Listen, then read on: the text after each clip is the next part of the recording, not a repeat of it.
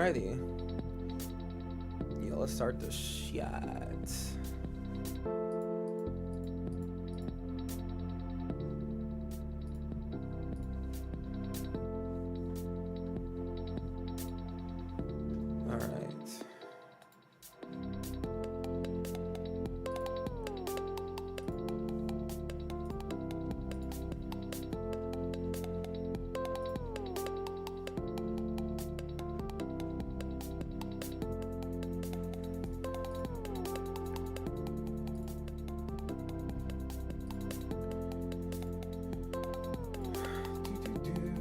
Alright. Now the real fun begins. Now the true fun of what the heck this set is all about.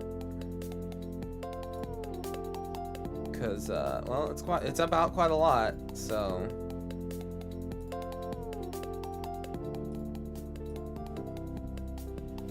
alrighty. Eventually I'll get an overlay for this screen, as I am a big fan of overlays, but until then...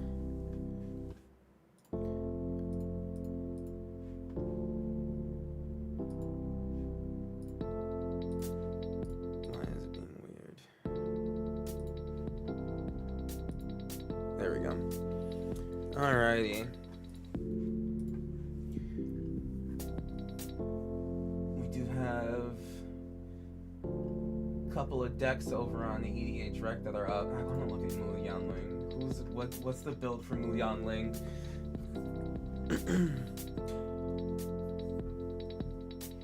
When this creature enters, create a 3/2 colors vehicle artifact creature type and crew 1. Vehicles you control are flying. That's pretty okay. Never one more creatures you control with flying do damage to a player, draw a card. That's like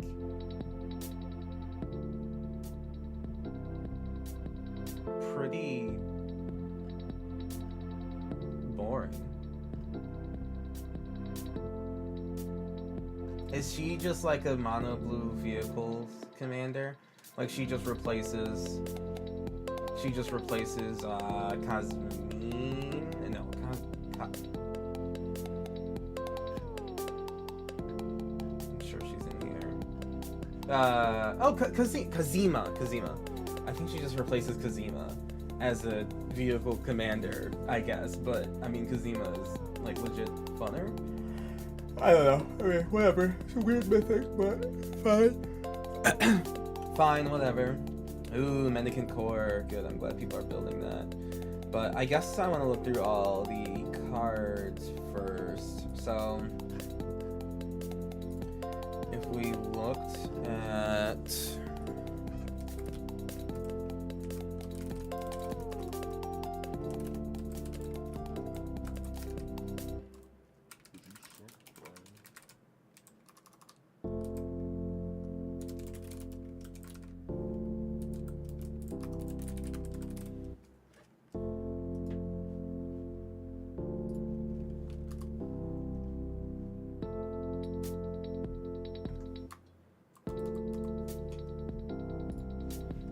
Alright.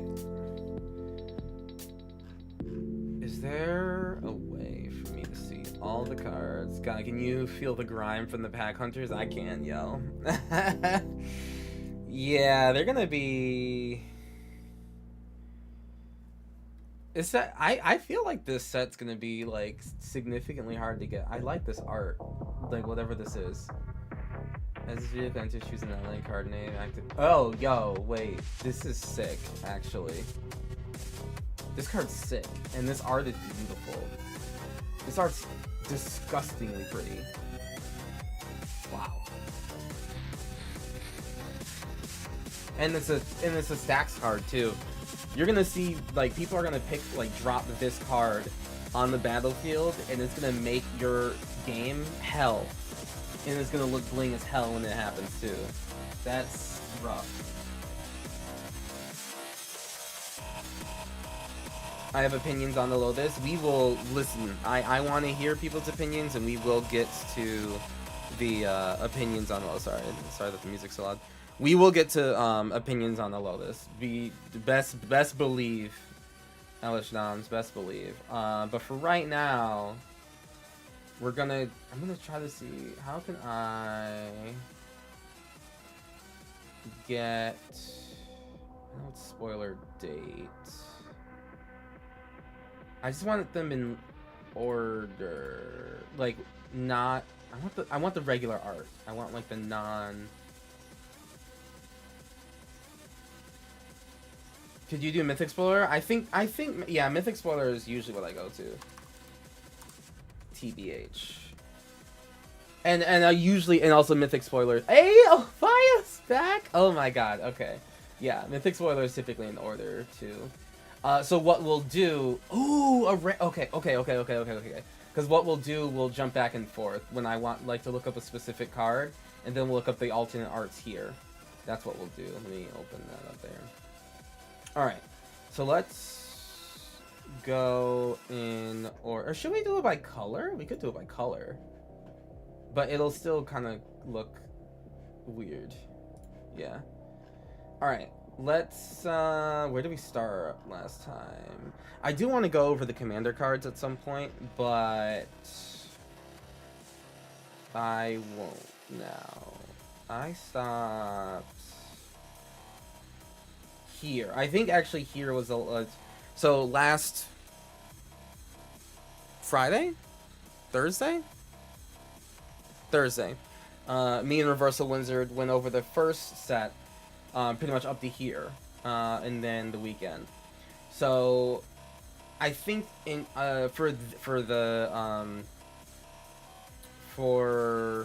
commander decks, I'll do like a bigger breakdown. Like I think we'll probably just do like a solid like, hey guys, let's look at the energy. Let's look at both of the precons and theory craft some deck upgrades for them. That'll be like a separate whole like stream probably.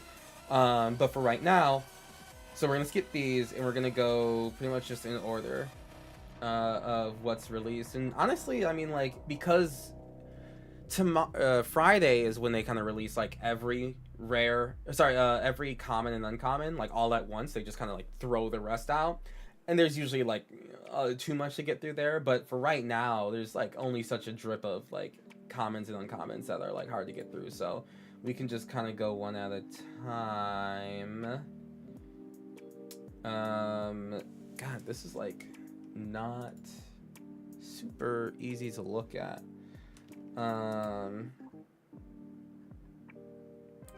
Yeah, this is better. Yeah, this is way better. Okay. Does that affects every page, doesn't it? Oh, it doesn't. Oh, it's just this one page? Oh, sick. I don't think I've ever noticed that it says which creator spoiled the card. Oh, yeah! No, like, it's really cool. And they've been doing this for a while, right? And it links to the post. It links to the very post that...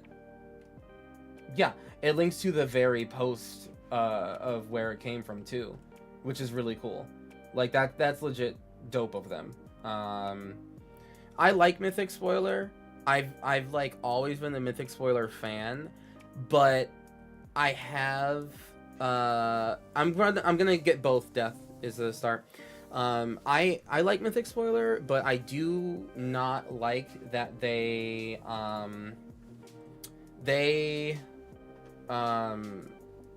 cover leaks, which is not fun. That's like one thing I don't like about them. And like leaks, right? Like not like you know, like okay, they will post the picture of like, you know, the shaky cam footage poster that leakers get, right? Where like as soon as you see a magic card before release date, your phone just like automatically shakes, and then they take a picture and they upload it. Like Mythic Spoiler will keep that picture up, and it will stay there even after the official art has been like shown. That part, I think, I forgot. Like, maybe it was like the big well, no, they just kind of do that all the time. Like every set that has leaks, they do that too, and that is something that I don't appreciate. Yeah, I agree, but I also understand the desire for relevance. That is a fair statement. I don't know, right? Like, I literally don't know, but like, goddamn, how is Mythic Spoiler not like still outrageously relevant? You know what I mean?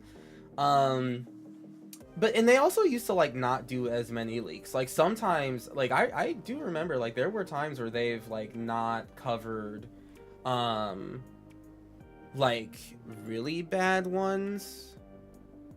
Oh, when someone like only posts on Reddit, you know what I mean? And I'm just trying to get something done in the background, so we will get to stuff soon. Don't you worry.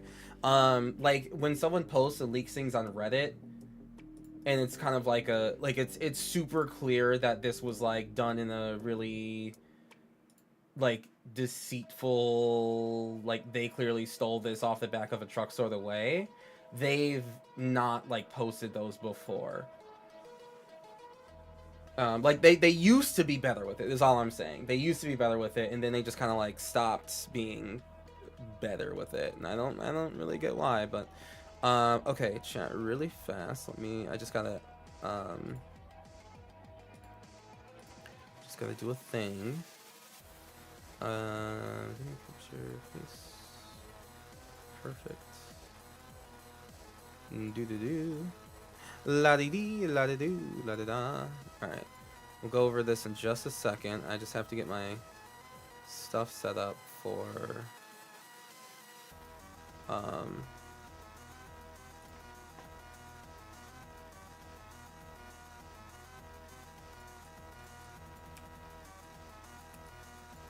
TikTok. This is actually gonna be really difficult. I don't know how to really enhance this. All right, I'll just have to make sure that's like always on the side here, and then yeah,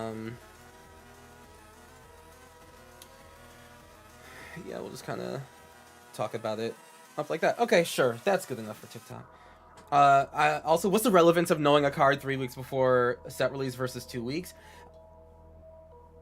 These are the questions that we ask, right? You're like entirely not wrong, and you're kind of on the money. But again, like I mean, clearly I'm still using Mythic Spoiler, right? So like I'm not like, you know, anti it. But I will at least say that, like, you know, Scryfall definitely has its divine uses. You know, it's like just divinely awesome uses. Also, just really fast. Fuck, bro. This art, I think, is like magnificent. Like this art is like wow. Like wow. They went hard on this one. Oh man. And it's not like from Amonkhet too. We don't even really know what like plane this is from, but is this the guy that does the hands? No, it's not. Okay.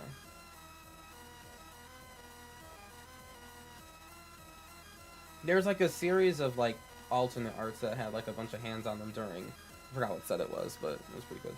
Anyway, I mean, this art is beautiful. Okay, but back to what we're doing. Okay, back to the lab again, if you will.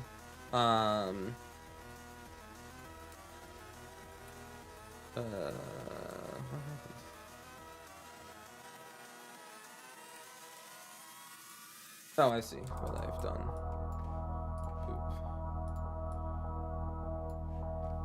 It reminds me a lot of Central American armor, except for the fan weapon thing. It reminds me oh yeah. No, I figured. Yeah. Yeah, it gave me like like Mesoamerican probably is the closest way to like go with this, right? Like it's not Egyptian. This evokes like Egypt, but like the rest doesn't, you know? But yeah,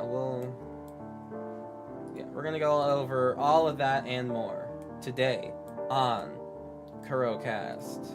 Kuro Spellcast. Kuro Hitsuki Cast. You know how it is. One of those titles. I'm really good at titles, as you know. This guy looks so cool. What the fuck? I know, right? Yeah, okay, but that's that was one of the cards in the pre-con. We're not doing that yet. Zombie Master? Yeah. There's a Zombie Master reprint for the commander set. We're not gonna go over these now, just eventually. I think literally of all the Zombie Master arts they've ever made, this is easily the most beautiful. These are all great. I mean, they've done a lot of Zombie Master arts, and they're all very pretty. But this is like, oh, fuck. I don't know if any of you have ever heard of Trench Crusade, but like, it's like a miniatures game where, like, the story is that the Crusade, basically it's like Earth versus the forces of Hell during like World War I sort of thing. And like, I've been listening to like a lot of the story stuff of Trench Crusade, and it's just been like a really cool exploration of cursed things. All right, let's get into the actual content. Yeah, that's what we're all here for. The actual content, the actual yapping. Now, chat, I legit want to hear your thoughts and opinions on these cards because, well, it's important to me. And yeah, that's about it. So I'm pretty much always, oh no, I'll mouse over where we're looking.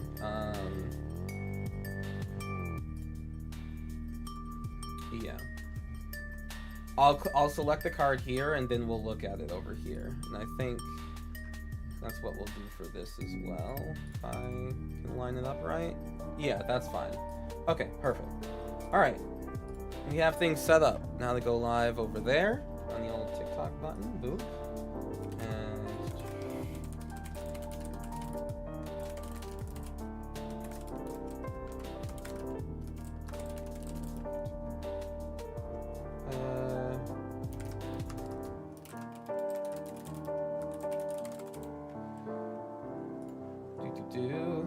All right, there we go. Now that that's all set, now that that's out of the way, hi chat, how we doing today? Hello? Like, how's it going? I asked this question on Blue Sky, and it was basically me going like, hey, how does everyone feel about Aether Drift, and like what like because you know how like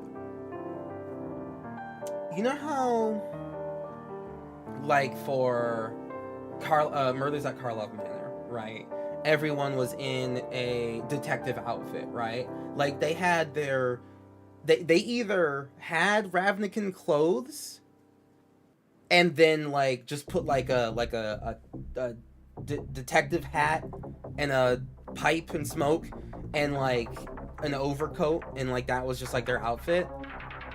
Or they didn't have any guild looking stuff at all, even though they're on Ravnica, and they just looked like a detective, right? It's like that's what Murders at Karlov Manor was, where the whole thing was just like everyone's a detective now, and they just have a hat. Or then you get to not really have to go to work. Okay, sounds good. Elishmont. Good luck at work. Or you have Outlaws of Thunder Junction, where at the very least, you know, everyone is like in a western setting, right? Like everyone has a cowboy hat, but it makes sense because they are in a desert at the very least, right? It makes sense. But then you have like Outlaws, which the Outlaws were kind of able to like look any way they want because like they're outlaws. And then you get Aether Drift here, right? Where like, you know, everyone is dressed up in racing gear, but like it makes sense that everyone's in racing gear because, well, we're racing, right? Like that's, like everyone is here for a shared job, a shared goal to race in the Aether, in the Avishkar Grand Prix. So I wanted to know, like, how do y'all feel about, like, does this at least feel more natural than Karlov Manor? It's not just another case of, oh my gosh, they're in a new hat? Or is it pretty much the same thing? You say I only have hours, I'm just never ready for work, gotcha. Do you like the first play Gold Board? I do, it's growing on me. Was the only requirement for Outlaws literally just a hat? I mean,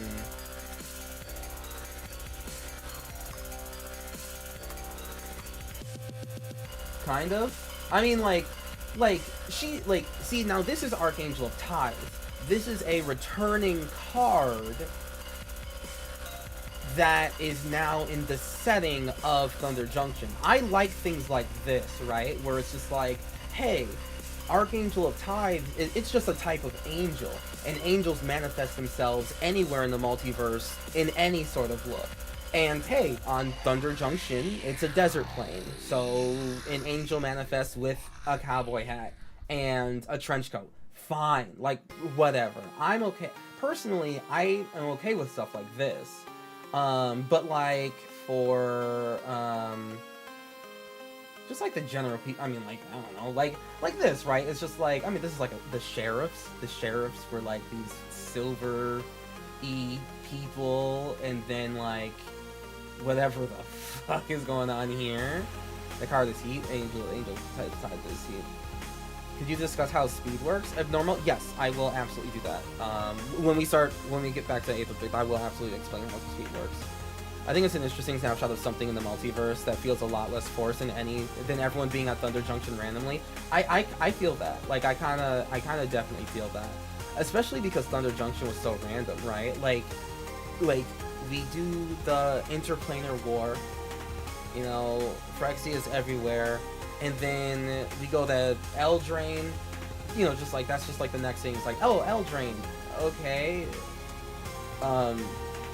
What's going on there? Like, how is that plane recovering from the Phyrexians? Oh, we don't really talk about the Phyrexians anymore. That's old news. It's been like years since that happened. Where have you been? It's just like, what? That was like a set ago. Have you all moved on that quickly? So like, you get like Eldraine and Ixalan, where like no one's even talking about the Phyrexians, like everything is just moving on as normal. And then like the first time we go to Thunder Junction, it's like the first new plane we go to, and like, you know, everyone's able to walk through the planes and everything, and we see like multiple cultures around the multiverse coming together to one place. But even though it's multiple cultures in one place, they all are like dressed up in like the same-ish outfit, you know? Like, it's just kind of weird. But like, Outlaws was the first time we saw people from different worlds getting together and just kind of like being there. Like, why is Gissa and Geralt? Oh, I know why, because they got hired by Oko. But just like, still, what random characters to leave Innistrad and come to a desert, right? Like, in all fairness, like, Geralt should be too much of a nerd. Like, who wants his laboratory, like, I mean, listen, he works with zombies, right? But, like, he should be so much of, like, an anal nerd that if he's outside of his zone, like, if he's not in a familiar place, he should be freaking out. He should be irritable. He should be, like, so angry to be not in his lab, not even on the same plane as his lab, surrounded by, like, corpses and things to stitch together. He should be, like, livid to be anywhere but Innistrad, quite frankly, in my true opinion. And then, like, Gissa, his sister, should also be, like, I don't, like, she's happy that there's zombies nearby, but, like, Gissa just doesn't strike me as, like, the I want to travel to a new plane sort of person. Like, I don't know. Hi, Zim. It's very Kingdom Hearts, but not in a good way. In all fairness, original Magic's more like Kingdom Hearts, right? Because you're just a character. You're a planeswalker that goes into other worlds that have different genres, and those genres kind of stay in their own lane. You know, Toy Story is just the Toy Story world, and then the Final Fantasy world, and blah blah blah. Now, since they're all like kind of crossing into each other willy-nilly and living there, it's like a bit weirder. But yeah, like, you know, look at all these characters from Magic, and it's just like, yeah, let's just like dress up as cowboys, I guess. That's kind of like the only requirement for Aether, or for Outlaws of Thunder Junction. What we're doing? We're going over Aether Drift things, part 2, which we're about to get to. Don't worry. But yeah, but now it's like people, like even, like yeah, people are dressed up as like, you know, a racer, but that's like, it's a choice, right? It was their choice because they're doing a race to dress up as like someone who's going to race. They're, you know, this mummy's still like a mummy, right? Because like we're just like seeing a little bit of Amonkhet. This person's not taking part in the race, but they are like a mummy being depicted. I don't know.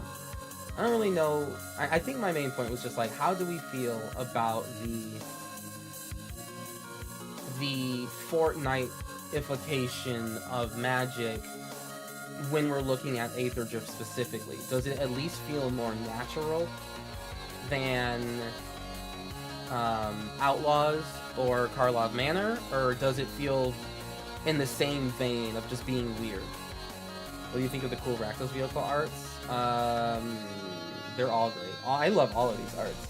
But we're gonna get into what we're gonna cover first is going over the cards individually, and if it's a rare, we're gonna look up the alternate arts. But right now, like, I'm trying to just see like the normal arts here. But either way, chat, thank you very much for indulging in a little bit of my ranting. Now we're gonna actually get into the review proper. So, we got up to January 23rd last time. I did this with a Reversal Wizard. The Energy Precon just came out.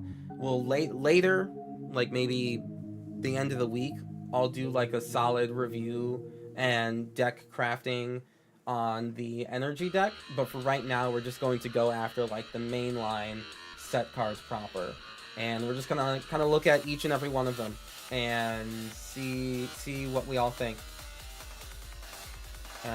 So yeah, hey, here's a comment. Interference Ace, 1 in a white, robot pilot. This creature sounds bounce view with its toughness rather than its power. Okay, it crews for 4, whatever. When this creature becomes tapped during your turn, untap it. This ability triggers only once each turn. That's actually kind of hot. You get to crew 4 and you still have an 0-4 defender. That's actually really cool. And I like the robot people. I really like the robot people. So any card that has them on it, I like. That card's perfectly fine. We got Curse Cloth Wrappings. 2 black, artifact, zombies you control get +1/+1. Okay, a zombie lord artifact, fine. And then tap, target creature card in your graveyard gains Embalm until end of turn. The Embalm cost is equal to its mana cost. So, if you don't remember what Embalm is, it was a mechanic from original Amonkhet, where basically the card just like, you exile the card from the graveyard. I was surprised they included Yulia on it. Me too. You exile, a creature is dead, it's in the graveyard, and then you pay the Embalm cost, and you exile the creature card and put a token into play, which is basically the same abilities as that token, but it's like a bigger power and toughness, typically. Reminds me a lot of Whip of Erebos. Yeah, so let's look at this. Target creature gains Embalm. The Embalm is equal to its mana cost, which is, yeah, exile that card and pay its mana cost, create a token that's a copy of it, except it's a white zombie, in addition to its other types, and has no mana cost. And, yeah, and the has no mana cost part is what makes it, like, I mean, Embalm's an old mechanic. Right nowadays, you just make token copies of cards from the graveyard, and they keep all of the same, like, mana values, but Embalm did not. This is kind of like Whip of Erebos, but the creature stays, right? Like, Embalm makes you stay. The Whip of Erebos is like, it comes back, it gets lifelink, haste, hit something, it goes away forever. This is way slower. But, you know, at least the creature stays around forever. You still have to pay the cost, though, which is like a little bit of an issue. I would say that what makes this different than the Whip of Erebos is that you're not casting the spell, right? Because Embalm is an ability. Embalm is an ability in the graveyard. So if you're against a control deck, this is really good in sideboards against control. Because if your creature keeps getting countered, if you manage to land Cursecloth Wrappings, then you can just recast, quote unquote, those cards from the graveyard, but it's activating. It's an activation cost. Is there? Oh yeah, I can turn on the music. Yeah, sorry about that. Sorry about that. I can absolutely turn down the music. Easy peasy. Yep. Sorry about that. Thank you very much. Whip isn't cast either. That's true. The cast part is more just like it's good against control. The whip part is that it, it has haste and lifelink, but it doesn't stick around. That's all. I mean, yeah. Yep. Thank you, Abnormal. All right. What is this? We have Wicker Folk, Indomitable, 3 in a black, artifact creature Scarecrow. Cast this card from your graveyard, paying 2 life and sacrificing an artifact. Sure. Yeah, it's an uncommon that comes back. You can sacrifice like a token and you get a 4/3 back. That's pretty whatever. Canyon Vaulter. When this creature saddles a mount or crews a vehicle during your main phase, that mount or vehicle gains flying until end of turn. See, now this isn't bad. This is obviously pretty good in draft, so you can have a vehicle that has flying all of a sudden. But if you're gonna do like a vehicle-based commander deck, there's already a 3-drop card that just says all your vehicles get flying, just because. So, this guy's not better than that card. I'm surprised that Thesaurus doesn't have it, to be honest, but yeah, it's like, whatever. It's fine. Non-interruptible artifact sacrifice is always nice. 4 mana is a bit rough. Yeah, that's why it's an uncommon that's only going to be used in draft, but this is definitely good in draft, for sure. Canyon Vaulter. Brightfield Glider. 1 mana, 1/1. Possum Mount. Apparently possums are their own creature type, which is pretty interesting. Okay. Whenever this creature attacks while saddled, it gets +1/+2 and gains flying until end of turn. Okay, sure. I mean, yeah, so saddle for 3 on a 1-drop? Damn, okay. It's so cute. It is cute. I mean, like, this is the type of stuff that I like that they have mounts in this set, right? Like, vehicles makes more sense because it's like a racing set, but like, I do like that they have mounts to just make it a little bit more varied and have more creatures in there, right? Like actual animals, and it's not just like, it's not just all creatures from Muruganda trying to eat everyone. Excuse me, sir, it's not close to a possum. Yes, this is also not a possum, by the way. It's a sugar glider. Yes, correct. This is how did we race before cars? I guess we had mounts. That's so true. That's very, very true, William Gabriel. That's actually like legit really true. Gets saddled turn 2 by the core pilot and gets double flying. It gets high flying. It can only block other creatures with flying. God, remember high flying? That's like a legit mechanic, by the way. I think, was it called high? Yeah, high.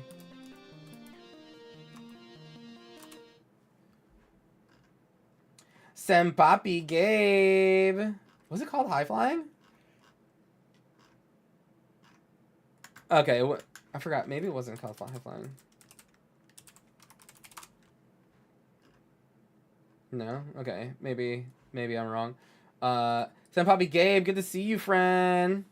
Thank you very much for the raid. Appreciate you. Big ol' heckin' hearts. I hope that you had fun playing my personal favorite puzzle game of all time, Outer Wilds. Not to be confused with Outer Worlds, which I definitely sometimes confuse it when I type it in. When they made Prairie Dog and a Squirrel. Yeah, Blight for a Glider is not a, it's not a possum, but hey, listen, we're out here. Good to see you, Senpapi. And thank you very much for the raid. Raiders, welcome to the Kurotsiki channel. We're going over Aether Drift previews, basically. We're just kind of going one at a time, looking at all of them. And if they have cool art, like I'm sure Muyan Ling does, then we're going to go over to we're gonna go over to Scryfall and see. Oh, okay, damn, these alternate arts are sweet. Okay, this is beautiful. I'm about this. I can so get behind this. This is beautiful. I didn't find the end. Well, that means that you could just get to play it again soon, bud. But I hope you have fun in D&D. Tell Joe and Highness I say hello, and I hope that they have a wonderful time. And you especially.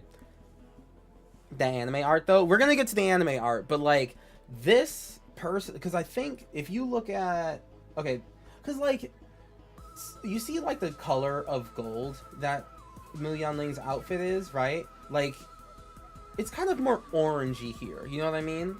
It's still gold, but it's like an orangier gold. But then over here it's brighter, right? Like it's brighter because they kind of bring up, you know, I mean they upped all of it.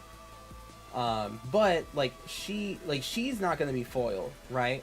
The yellow that you see is gonna be foiled, but she herself and like the blue bird, that won't be foiled. So when you get Mu Yanling in like, you know, paper, like, I mean, this is gonna be really pretty. Like, it's cards like these that make me okay with the first place yellow, to be honest with you. Hope that board is a lot more golden. Yes, yeah, I think it's, I mean, other content creators that have had it, like they've shown that, like, yeah, it's far more holographic than just this solid yellow. This is just, you know, when you scan a card and put it online, obviously none of the holographicness shines through, right? He got inside the ATP, right. Oh, did he? Okay, cool. Oh, sick. Okay, cool. He's getting way better. But now, I mean, damn. Now this is pretty. Now this is beautiful. I like this a lot. And this is by D Suzuki, who has done yeah, who did the one, yeah. This is Nihiri's Wrath or something like that. I forgot what it was. This is like, no, this is like a copy spell and then from the graveyard flashback. But yeah, this artist has done quite a couple cards. And I mean, listen, this Planeswalker, hot garbage. However, when it looks like this, way better. And then Enduring Curiosity as well. Yeah, so D Suzuki is kind of killing it. Off topic, have you seen the Grand Prix Feast and Famine promo? It apparently doesn't exist. Oh, Grand Prix Feast and Famine. The sword, like, is the sword of Feast and Famine? I have not seen that, Max Millen. But I like this a lot. If I open this, I would just kind of keep it. Maybe I wouldn't sell it. Although, I don't know. I'm never going to use it.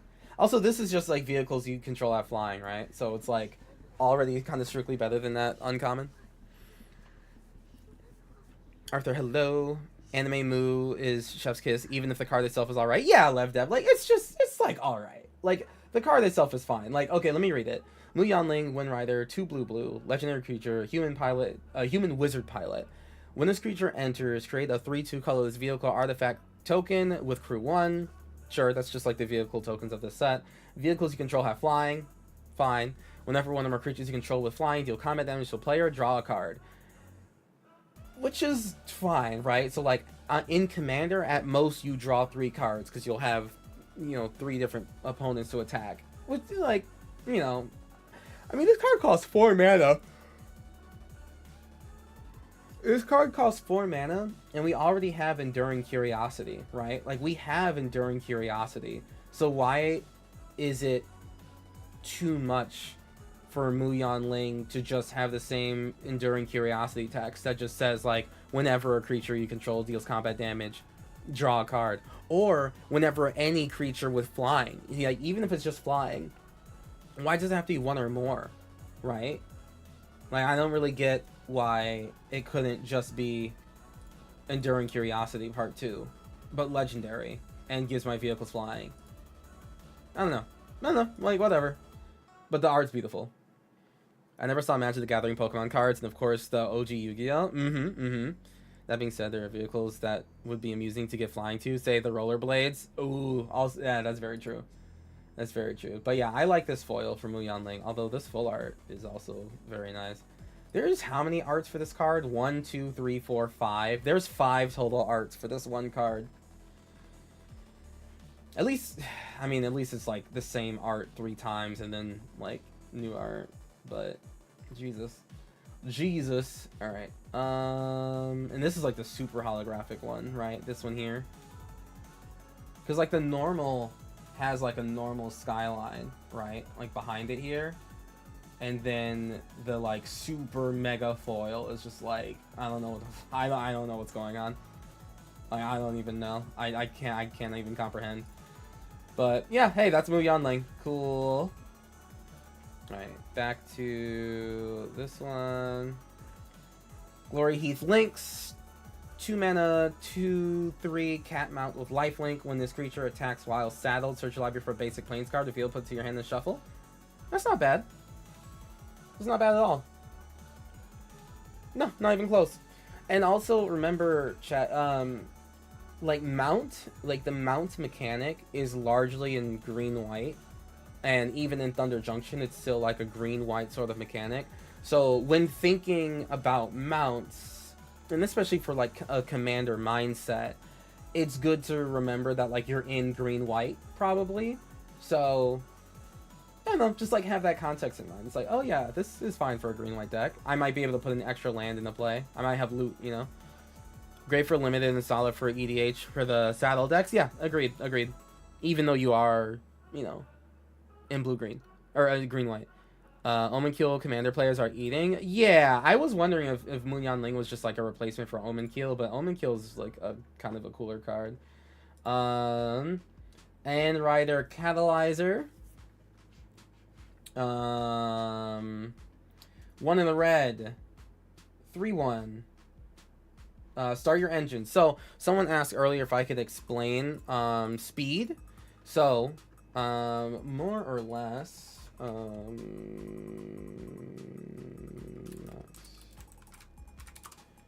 so this is start your engines right here, right? This is how speed works. So start your engines. You'll get a card like End Razor Catalyzer, right? It has start your engines on it. It's very similar to Ascend. It's very similar to the Ascend mechanic. So this is not a triggered ability, start your engines.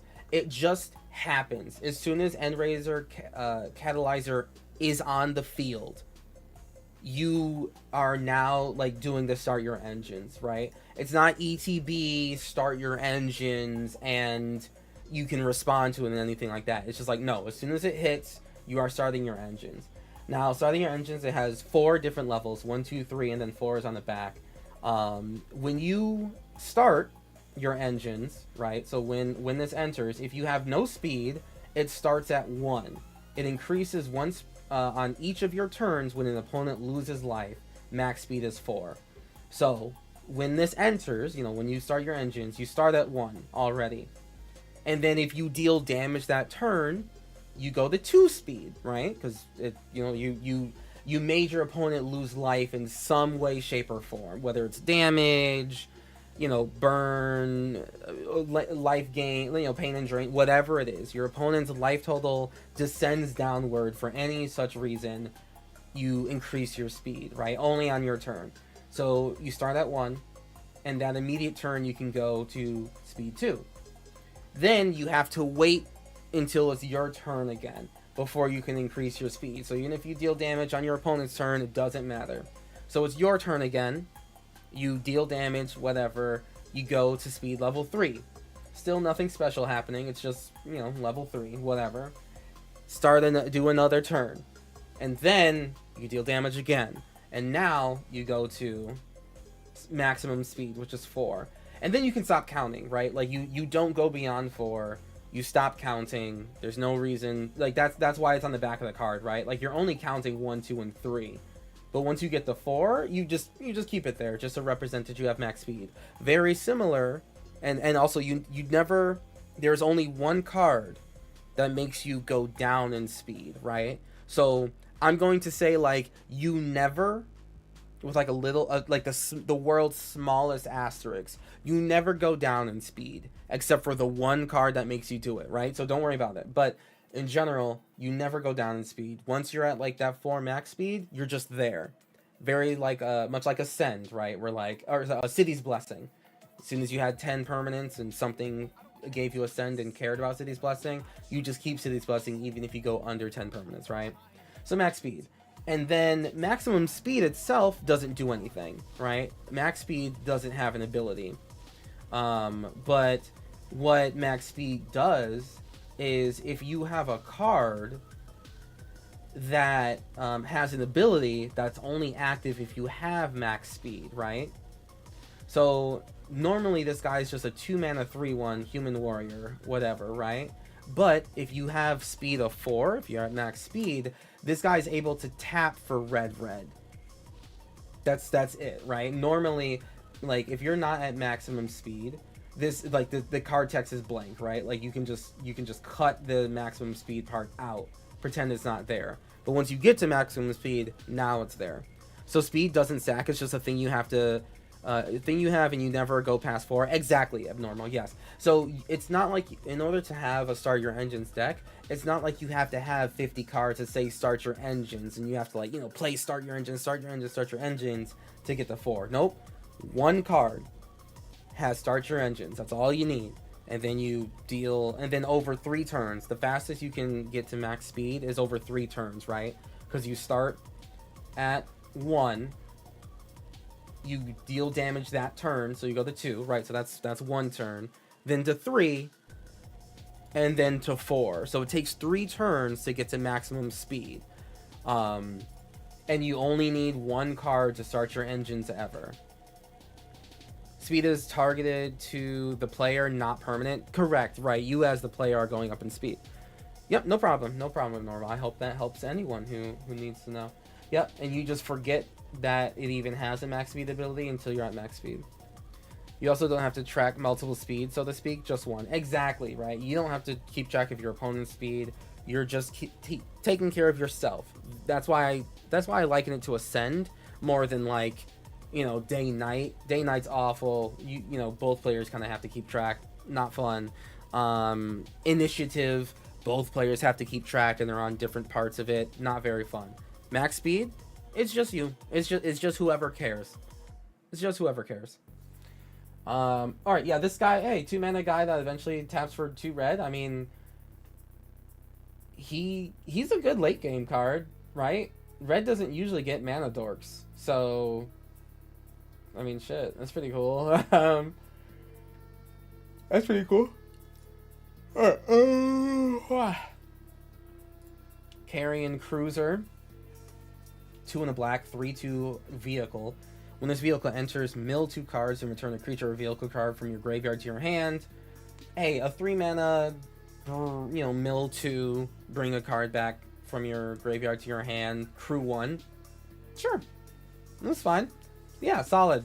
Yeah, this a solid card. Nothing to see here. Nothing too. Honestly, like, yeah, it's fine. It's literally just fine. It is a-okay. Making myself a little bit bigger here, especially because I'm taking up so much of the screen. Yeah, it's just like fine.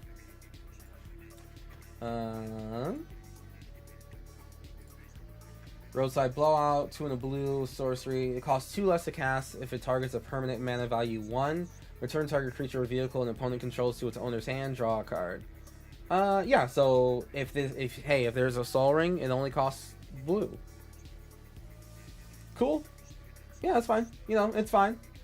I don't know. I mean, outside of Soul Ring and the last ride or whatever it's called, I don't really know how many 1 mana value permanents we got in standard, but okay.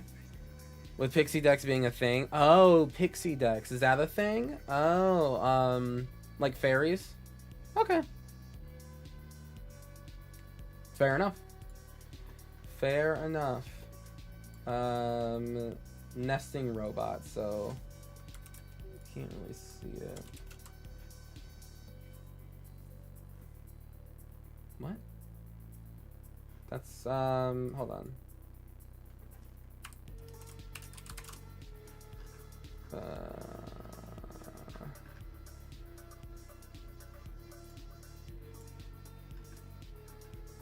Nesting bot. There we go. Nesting bot. For a white artifact creature robot, you know I love the Mendicant. Start your engine, so it's another start your engines guy. When this creature dies, make a 1/1 colorless servo artifact token. No, I don't like that they make servos. I wish that they made robots, like 1/1 robots. Servos are kind of boring to me. And I don't know what the servos look like yet. And then if you have maximum speed, this creature gets 1-0. So, you know, if you're in draft and you're doing maximum speed dot deck, you know, fine. You get a guy that is sometimes a 2-1 for 1. You know, whatever. At least you start your engines immediately. You know what I mean? Like on turn 1, if you go first and you play Nesting Bot, cool, and like your opponent doesn't play something on turn 1, hey, Nesting Bot's going to get you to level 2, like speed 2 next turn, right? That's not bad. That's totally fine. Nesting Robot is gross with 1 red spell. You sack an artifact to make 3 goblins. Oh, true. Oh, this will go in red white tokens. That's already a deck. Yeah. That's pretty sick. That, hey, good call, Lev Dev. That's very, very true. Okay, this is the loot card. Perilous Snare. Let's get it in a language we can read it on. That's another thing that, another kind of a knock against Mythic Spoiler. You know, like, this is the first art that they show of this card, and they just, like, won't get rid of it until forever. Perilous Snare. 2 and a white. Start your engine. Artifact. Start your engines. When this artifact enters, exile target non-land permanent an opponent controls until this artifact leaves the battlefield. Okay, it's an O-ring, right? And then when you're at max speed, you can tap it to put a +++ encounter on target creature or vehicle you control. Activate only as a sorcery. It's an O-ring that can sometimes make your creature stronger. Okay. Does it have other arts? Oh, God. Okay, this does not look very great. I mean, yeah, the yellow... I mean, it's also just like loot. Loot having human eyes is obviously, like, you know, that's just Chris Siemens' like rendition. But I think that's why I find this art so off-putting, is that Loot's eyes are like normal irises, right? Like they're normal human eyes, and I can't stand that. I literally just cannot. I cannot deal with this. But we're out here. Azorius Artifacts is a thing.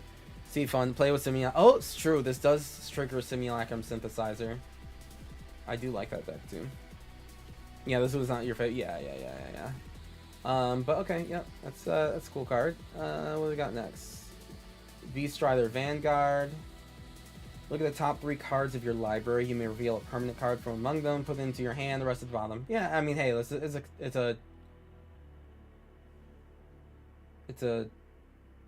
2/2 common of a wolf with wings that doesn't fly. Okay. Sure. Yeah, no, that's... Yeah, okay. Right, yeah. Sure. Okay, yeah, sure. Okay, yeah, Yeah, what you said. Tune up, 3 and a white. Return target artifact card from your graveyard to the battlefield. If it's a vehicle, it becomes an artifact creature. So this is pretty, I mean, this is the same as like every other 4 mana white sorcery that says like resurrect a creature. There's even ones that already resurrect, I think like not Reconnaissance, but like Recollection or something did this. Being able to make your vehicle permanently an artifact creature so you never have to crew it again. Now that's pretty rare, right?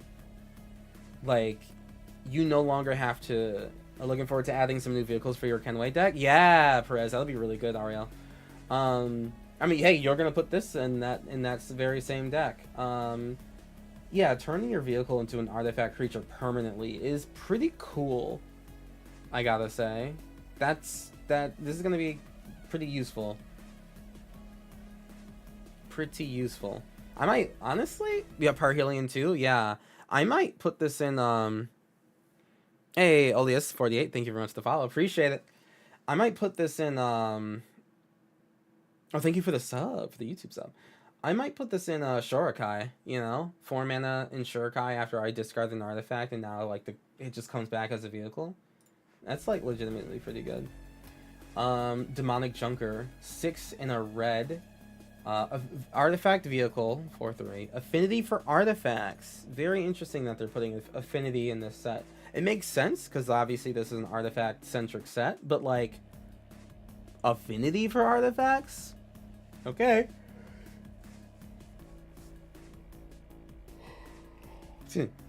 When this vehicle enters, for each player, destroy up to one target creature that player controls.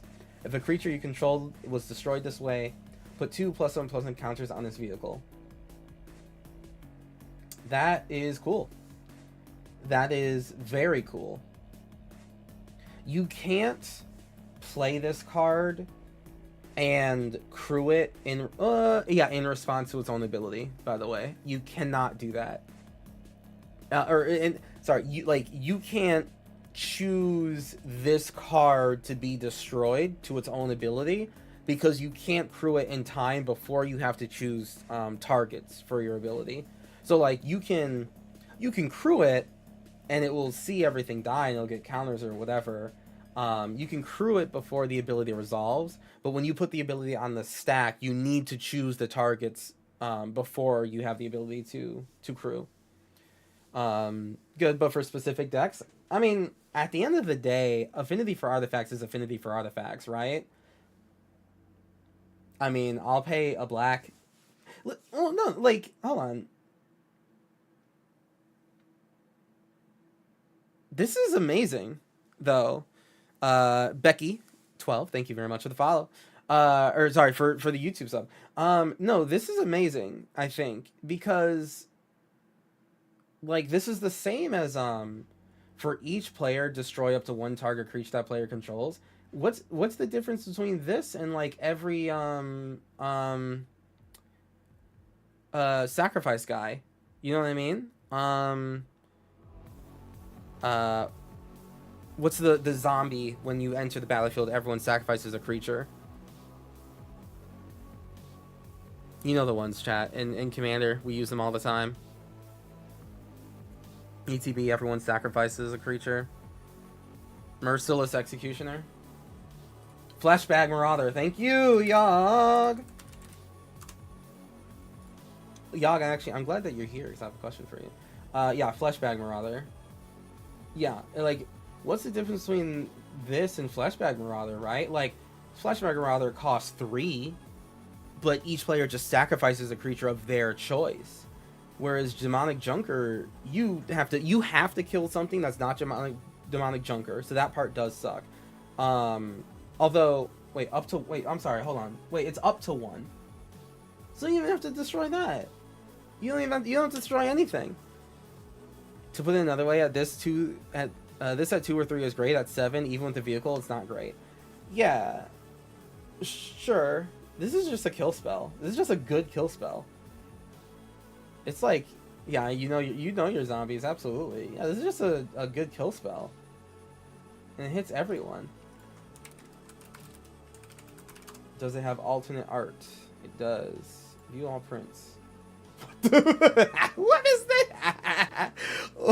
What is this? What? What am I looking at? Right, even if you did, because it's a vehicle, it wouldn't be able to target itself if you had no other creatures. Yep, I covered that earlier. What a weird art. This is very, like, 90s, like, hey, guys, even punk rockers can be cool, too. Look at their camaraderie together. This is a weird one. It's good, but you have to play it in a deck with a good portion of artifacts to reduce it. Hey, listen, that's all I play. I love artifact decks, so to me, it's just like it's a 2-mana kill spell for me, baby. But this is a weird card. This is a weird art. Although I guess I like it better than this one. So yeah, all right. I mean, oh, I do like this full art. I think I like this full art better. Cause no, they're both cool. No. Hell yeah, bro. You are right. It is hell yeah, brother personified. That's so true. Literally hell yeah. Literally hell yeah. Alright. Next card. Bestow greatness. Well, that's just adorable. Exercise kindness, for nothing remains small forever. Alacrian proverb. Okay, that's kind of cool. Yeah, that's neat. Yeah, that's like just kind of cool. Cute with some banger flavor text. Yeah, I like it. I like it. It's like pretty alright.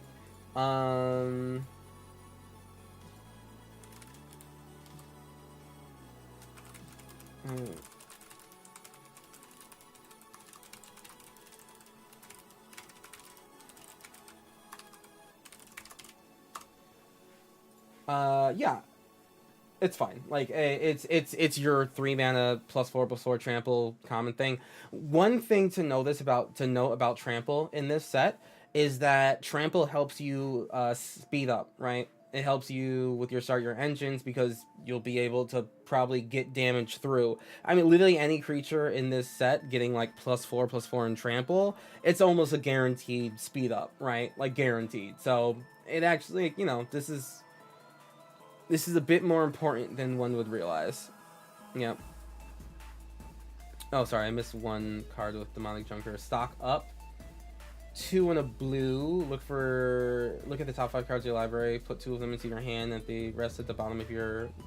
I remember this robot thing from original Kaladesh, the set. I remember this guy. And I think he had like a similar ability.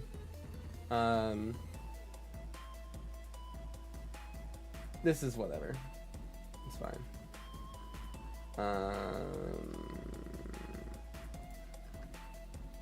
Velahart Bike. 2 and a green. When this vehicle enters, you gain 2 life. Fine. Sure. Tap, add 1 mana of any color. You know, it's not as good as the 5/5 artifact vehicle that taps for any color, but, you know. It's fine. The cool divination of the set. Is this the cool divination? I guess. Crew 2. Yeah, this is just like fine. I'm just like, it's whatever. Cultivator Caravan. Yeah, I like Cultivator Caravan better, but you know. Explosive Getaway. This is a red and a white card? Looks like red and a green character to me. Exile it to 1 target artifact or creature. The exile part is what made it white. Return it to the battlefield under its owner's control at the beginning of the next end step.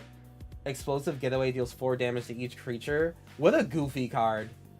What an absolute goofy card. Okay, hold on. I like the like mentalness of this card because so you basically they charge up their engines so fast, right? Like they explosively get away so fast that they leave your battlefield, right? Like that's how hard they rocket the hell out of here. They rocket so hard that you, as the summoner of this card, are just like, where did they go? They are exiled. They are removed from play until they slow down and come back to Earth. And the flames they leave in their wake just burn the entire battlefield. I like this card actually. It's kind of cute. I like the mentalness of this. Yeah, this is kind of cute. Note the merfolk from Foundations that return a sorcerer instant is as an ETB. Oh, I mean, note all of those cards that do that. Yeah, Jeskai spells. Here you go. Beginning of the next end step. So like you get to do it like forever, but at the very least, it's not an infinite right there. Yeah. 4 damage to each creature. I like this card. I like this a lot. Back on track. 4 and a black. 4 and a black. Return target vehicle card from your graveyard to the battlefield. Create a 1/1 pilot.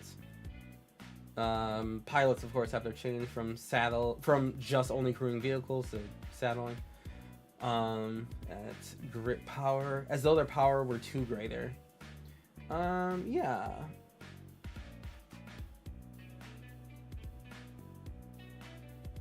Return. I mean, this is fine. You resurrect something for 5. It's the obligatory resurrection spell for 5. Although I do like the art. Art's cool. At the tombs before time, the living of Amonkhet made vital alliances with the honored dead. Cool. Tombs before time. Interesting. I really wish we could spend an entire set on Amonkhet, but, you know, whatever. Peace Setter Paragon, 2 in a red, human pilot, a 2/3 with exhaust. And we now know, like, we know what exhaust does, right, everyone? Exhaust just means that when you activate it, like after you activate it, you can only activate the ability once per turn unless you somehow make this card like a new object, right? So if you flicker a piece, you know, any card with exhaust after you've exhausted it, if you flicker it, they count as a new object, meaning that you can exhaust again. Put a +1/+1 counter on this creature. It gains double strike until end of turn. Only until end of turn? Yeah, that's lame. And then district mascot. District as in like Ravnica districts. Okay. Dog mount. Okay. I don't know who's mounting this dog. It's okay. This creature enters with a +1/+1 counter on it. You can pay 1 in a green to remove 2 +1/+1 counters from this creature to destroy target artifact. Whenever this creature attacks while saddled, put a +1/+1 counter on it, right? So like on turn 1, you play this. It's a 1/1. Next turn, you swing. Oh, next turn you play something else and saddle. Swing. Now it has 2 +1/+1 counters. And then, you know, because you don't really want it to die, what you're going to do is you're going to swing again. Still keep it as a 3/3. Or no, 2/2. Yeah. Saddle it again. Swing. Keep it as a 2/2. Deal damage, because maybe they just don't want to block it. And then you can, like, pay 2 to remove afterwards. Yeah. It's not too bad. Doggy gets big. Probably a fairy will ride it realistically. Hey, if blue-green is that's what blue-green does, and that's what blue-green does. I thought it would just be like Marthopters or something, but haunt the network. 3 blue and or black sorcery. Choose target opponent. Create 2 colorless thought. Thought Thopters were blue-green this set. Okay. Colorless Thopter artifact creatures opens with flying. Then the chosen player loses X life, for X is the number of artifacts you control. Why is Winter the artifact typo commander now? I don't understand. Speaking of Orthopters, I just don't get it, to be honest with you. This will kill people, by the way. I mean, you already deal 2 when you have 5. I mean, I could kill people with this, for sure. Pretty handily, I must say. Dimir in the set is artifact centric. Yes, it is, and it's kind of weird, but you'll kill people with Haunt the Weak. It's Tezzeret. Tezzeret, one of the Tezzeret planeswalkers does this as like his minus. Gilded Gonda. Horse mount. Whenever this creature attacks while saddled, create a treasure token and saddle for 1. I'm sure. That's, you know, it's fine. Clamorous Ironclad. 4 mana 6/3. Okay. With Menace. Okay. Okay. Crew 3. Yeah. I mean, hey, 4 mana for a 6/3. You do have to crew 3, but you'll probably be able to do it.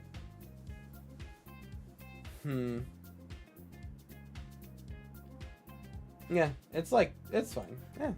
And cycling. It's fun cycle to reanimate. True. Alright. These are the Amonkhet previews, so we're not going to go after that at the moment.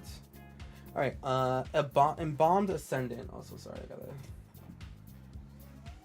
we're gonna convert the desk to standing mode right now.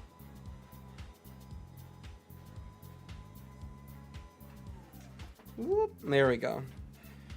Arise. Just had a lovely thought. Dynus Vehicles? Dynus. Who's that? Oh, Elvish Archer. Elves you control whenever this creature becomes tapped. Oh my god. Huh.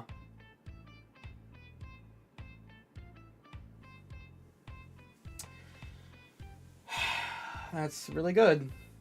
Zach dressing. That's a horrifying thought, actually. Who let elves do this, bro? Who let elves do this? This is not fair.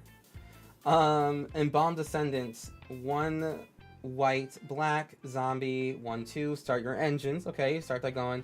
When this creature enters, make a 2/2 black zombie creature token. And then whenever you're at max speed, you have whenever a creature you control dies, each opponent loses 1 life, you gain 1 life. So, as far as like an uncommon goes, I mean, it's a guy that he starts your engines and makes you a 2/2, so you're more likely to be able to start the engines. And then, yeah, after that, whenever, yeah, just pain and drain. For 3 mana, this is not bad.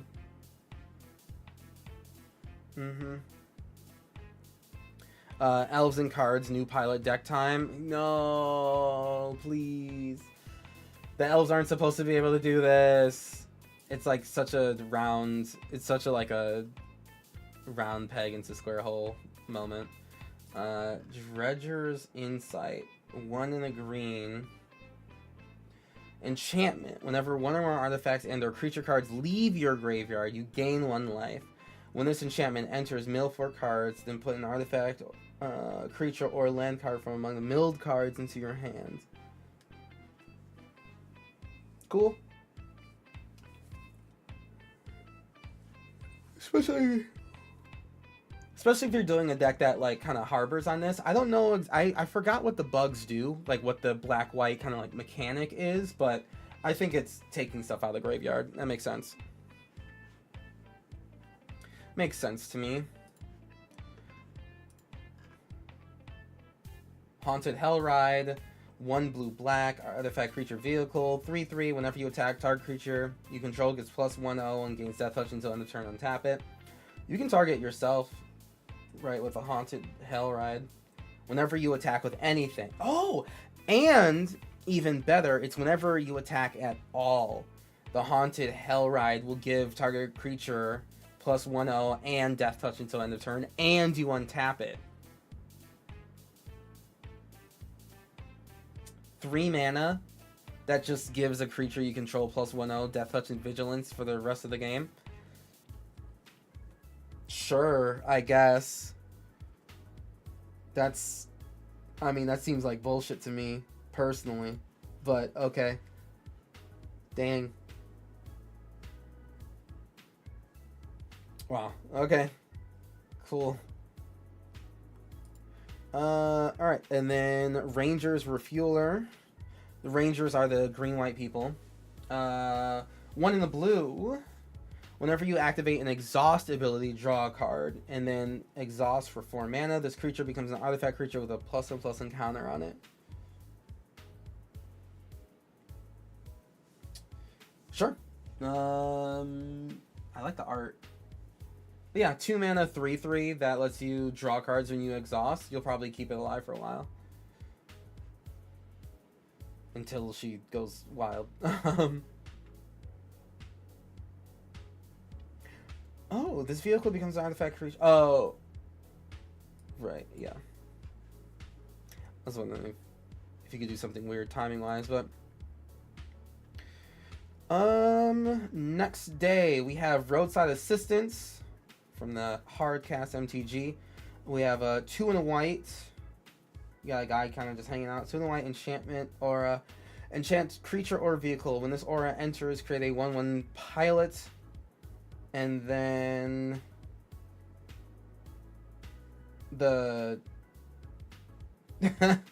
the 3, or no, I guess you could put this on anything. Enchanted permanent has +1/+1 and lifelink.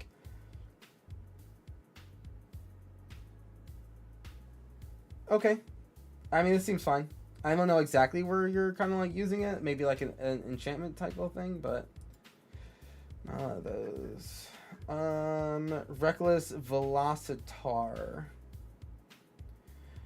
3 in a red, 3 Minotaur pilot. When this creature saddles a mount or cruise a vehicle during your main phase, the best time to do those things, that mount or vehicle gets +2 all and gains trample until end of turn. That is very rude. I do respect while the card is obvious reference, they keep it in the universal, so to speak. Yeah. Agreed. Yeah, I mean, this card will hurt. And that's about it. It's gonna be pretty strong, but only when he saddles, right? So Reckless Velocitar, yeah, it's scary. Alright, Thundering Broodwagon, not to be confused with Veggie Wagon. Thundering Broodwagon, 2 black, green. I think this is the vehicle that she has, the commander. Thundering Broodwagon, 2 black, green, mount, vehicle, menace and reach. Okay.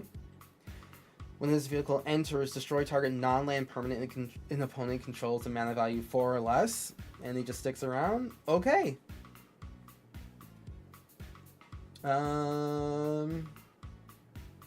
Yeah. That's going to ruin many a deck, many a table.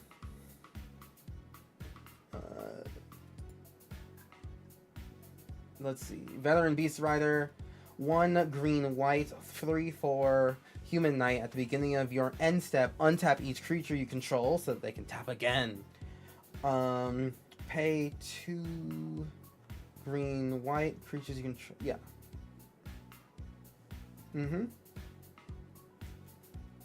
I like this. It's vigilance. Just pseudo vigilance among your creatures. I haven't seen anything that makes like having vigilance creatures, especially that hurt, like that effective. But yeah, okay. Where are we? Racer Scoreboard. Scoreboard. 4 mana artifacts are your engines. When this enters, draw 2 cards, then discard a card. At max speed, spells you control cost 1 less to cast.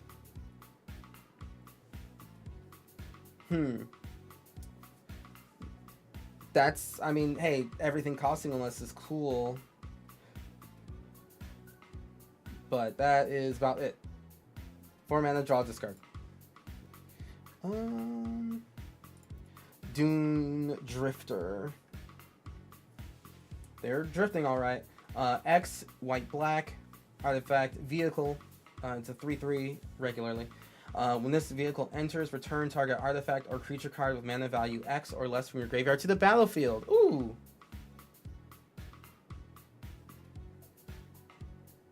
Huh. That's pretty strong, actually. Mana value X. I mean, I guess you have to pay it, but it's any permanent, right? Oh, no, sorry. Return the graveyard to the battlefield. Crew 2. Artifact or creature. That's fine. This is okay. You can pump it for X for late game. It would be fine. Yeah. Card is peculiar. Yeah. I think this is the other affinity card, yeah? 5 white, blue, and you're going like, whoa, that's like way so much mana. Why would anyone want to do that? Well, it's a sorcery that has affinity for artifacts. And it simply says draw 3 cards and gain 3 life, because these robots just want to go home, and that makes sense. Now this card is great. This card is great. Draw 3 cards and gain 3 life. That's pretty good. Yep, I like this. I wish it was an instant. It would have been way cooler if this was an instant. Oh, in all honesty, it should have been. But you know, sorcery it is. As sorcery it is because eventually it's just gonna cost blue-white. Is my opinion. What's your opinion on Shay Carmack as a commander? Shay Carmack's great. If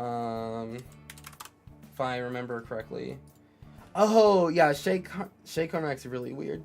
Permanents your opponent's control lose hex from the strength of shots on the turn whenever a creature an opponent controls becomes target spell. Whenever. kill spells. Literally just kill spells the deck. Right? Just kill spells the deck, and then eventually you beat someone through commander damage. Yeah, Shay Cormac is, yeah, just shy people forever. Alright.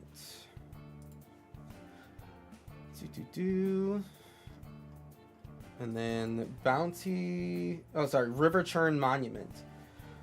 One in the blue artifact. Tap any number of target players. Each mill 2 cards. Exhaust 2 blue. Any number of target players. Each mill a card equal to the number of cards in their graveyard. Pretty straightforward. I mean, it's gonna suck. But you get a lot of cool milled cards into your graveyard. Hopefully they will help. Hopefully they'll be really important in the battles to come. Alright. Next we have... Oops.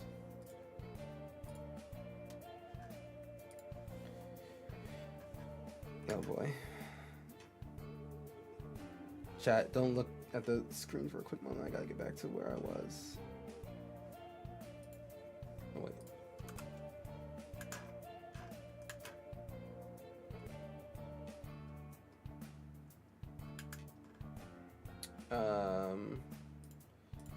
What was I doing here? Sorry, I like got my things confused. God, there's so many Aether Drift cards. And we're gonna get through all of them. Or at least all the important ones. Is that a blue shell? Is that the reference everyone's getting mad about? The blue shell? Alright. Voyage Home, Monument, Aether Jacket, a 3-mana Thopter. They don't usually print Thopters on cards. Usually they're just tokens. So anytime they print Thopter on a card, I'm like more excited. 3 mana, 2/1, Flying Vigilance, pay 2, sacrifice the creature, destroy another target artifact. Activate only if you control the sorcery. That's kind of weird. You know, it's just like, I'm here to watch over you, citizen, and I will sacrifice myself to destroy you at a moment's notice. It's like, oh, okay. I don't need that. Legit curious, why not Scryfall? The reason we're not doing Scryfall is because they are posting, so like they either at the same time or disjointedly post the alternate arts at the same time, and I want to go like one at a time. Yeah.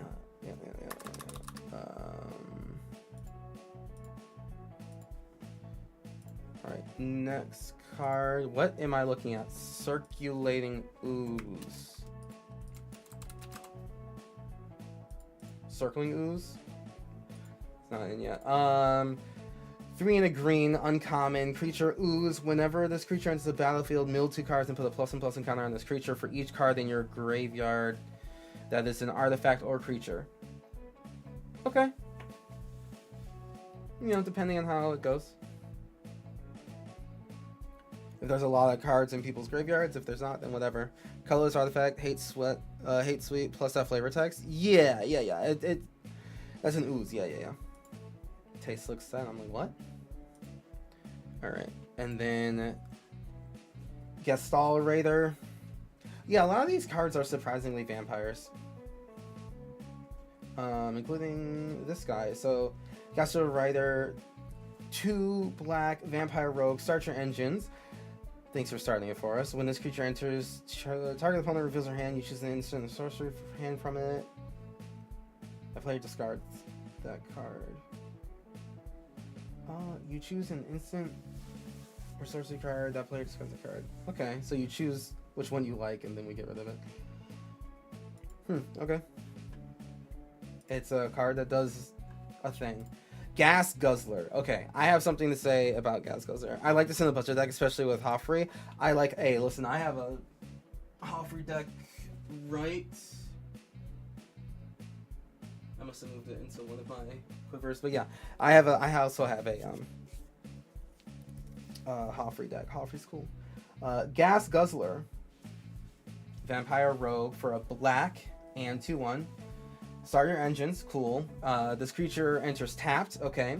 And then at maximum speed, I can pay 1 and sacrifice another creature or vehicle.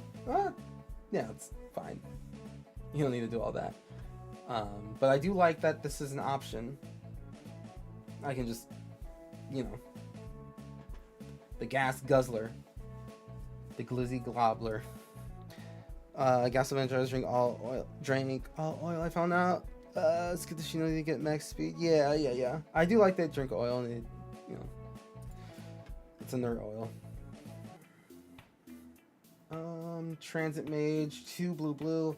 When this creature enters, you may search your library for an artifact with mana value 4 or 5. Put into your... what are like the worst artifacts to see at 4 and 5?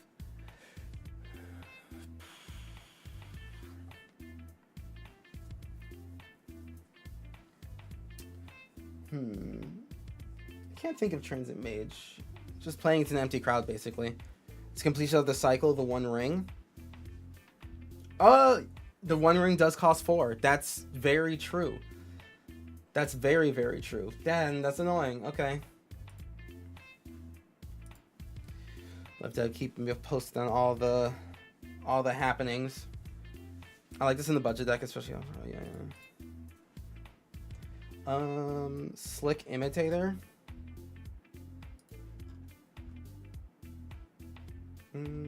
Slick Intimidator. 1 in the blue. 1/3 ooze. Start your engines and then max speed. Sacrifice this creature. Copy target spell you control. Okay, that's cheaper than that Drake, but yeah, it's you gotta wait till max speed. So turn 1, turn 2, you hit, you go to level 2. Turn 3, you still gotta be able to hit, and then like a 4th time. Slick Imitator. Yeah.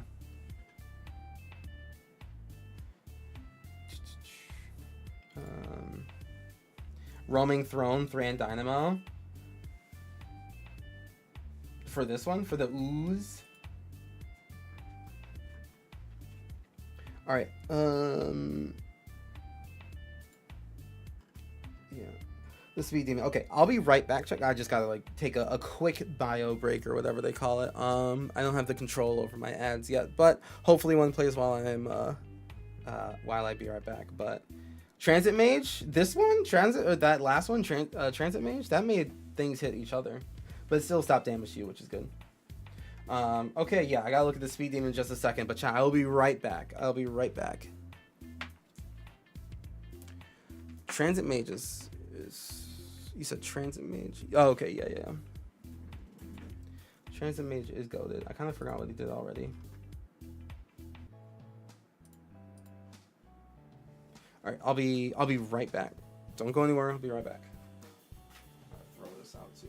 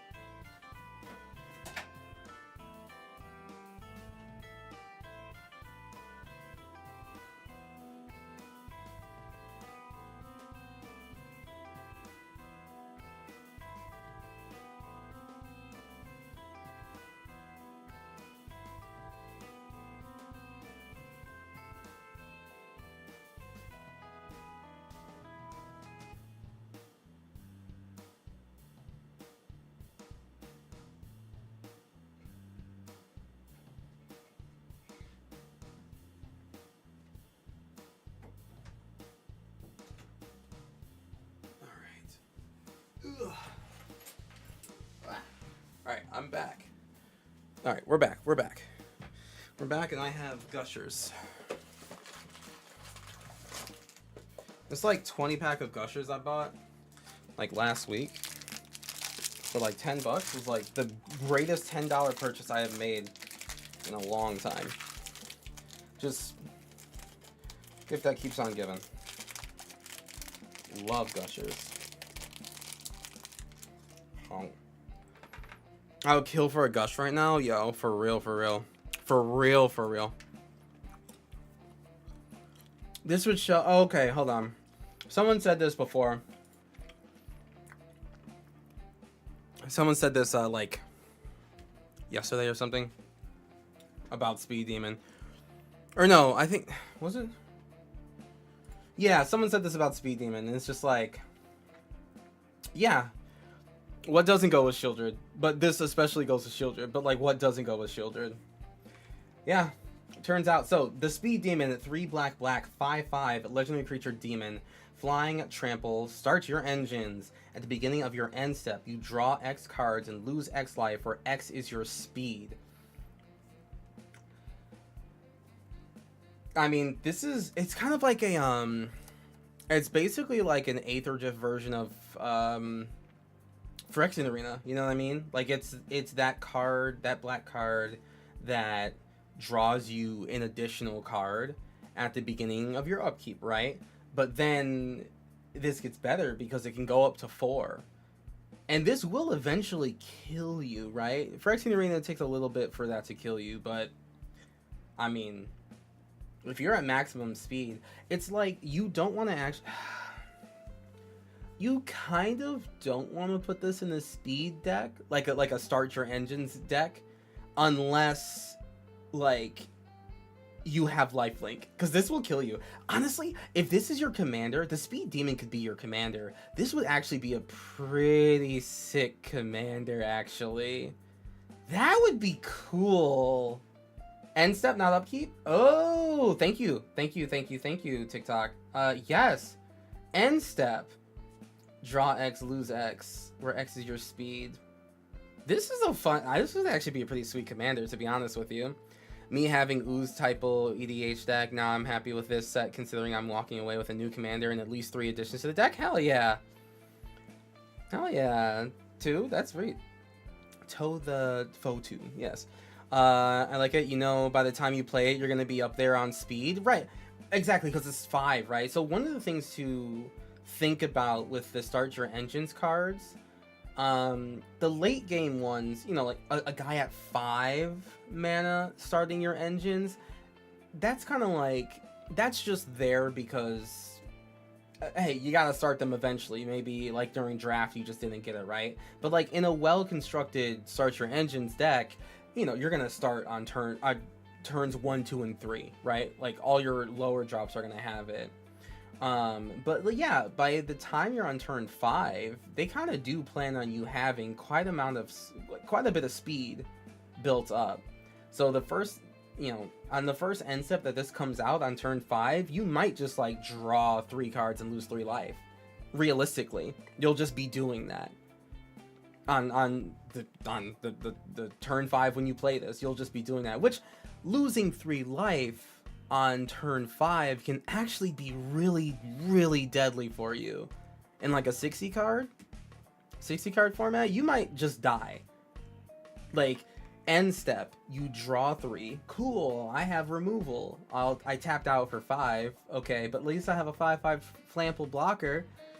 But I also lost 3 life. And now you get to attack me. Oops. Yikes. Not very good. So I actually probably don't see this being used in 60 card formats, just because like out of 20 life, it's just way too important. But I would really love to see this as a commander, to be honest with you. You playing mono black, which has a lot of control. Yeah, I mean, kill spells, lifelink. I like that. And the fact that it is end step and not upkeep does make it technically not that great. Because you don't really get to use those cards, like, immediately, you know? But it is nice that you do guaranteed get those cards. That's the difference between getting it during upkeep or end step. If the Speed Demon only triggered on upkeep, You would play it, your opponent, you would end your turn, and your opponent would go, can't have any of that, kill it. You know, sorcery speed, swing with like a 6/6 fly that you have to block, whatever.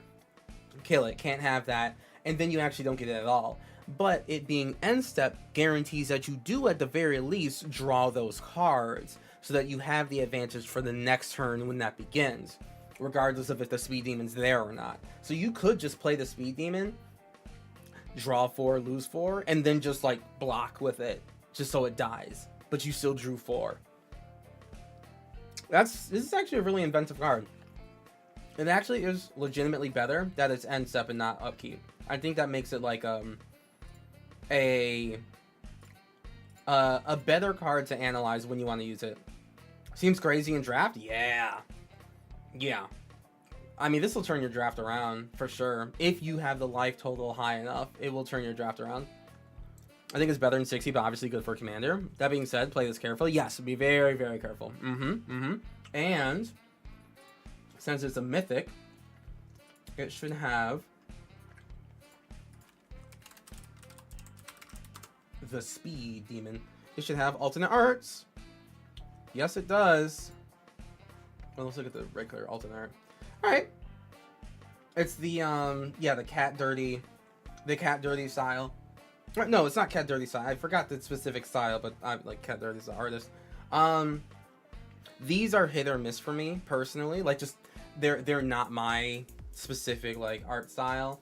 But this one's fine. Like I can stomach this one just fine. I actually think this is really cool. It's the ones that have like the normal human eyes, but they're like popping out of the skull. Those turn me off. But this one is like I like this one. This is great. I'd have this one. And this is cool too. One thing I do like is how, even though, you know, you have the garish yellow and they make like all the art around here, you know, yellow and holographic, they do like artistically try to make certain parts of this not holographic, just so, you know, it's not just like a spray of hologram on a card. They actually like were a little, you know, they added some detail to it. I kind of like that. A Need for Speed cube would be a fun brew. Yes, it would. Yes, it would. The art style is not your thing, but I respect what it's an homage to. Yeah, exactly. Alright. Not bad. Alright. Oops. Oh, God. Oh, no. Oh, Jesus. I have messed up.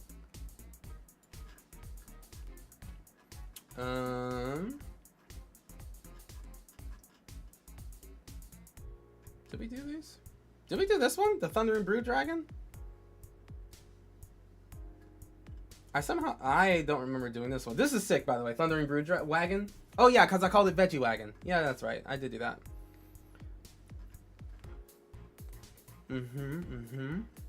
Alright. Oh, yes. This card right here. I need this card. I need 4 of this card. Riptide Gearhulk. I'm a blue-white player, so you already, like, it was already a card I was going to need. But this I need. I need this.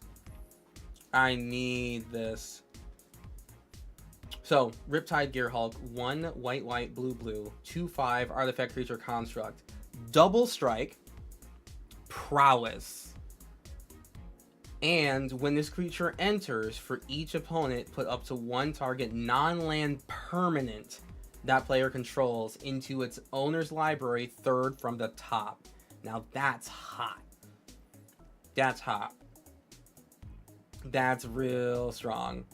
It's great. It's going to give you a headache, but it's great. It's really good.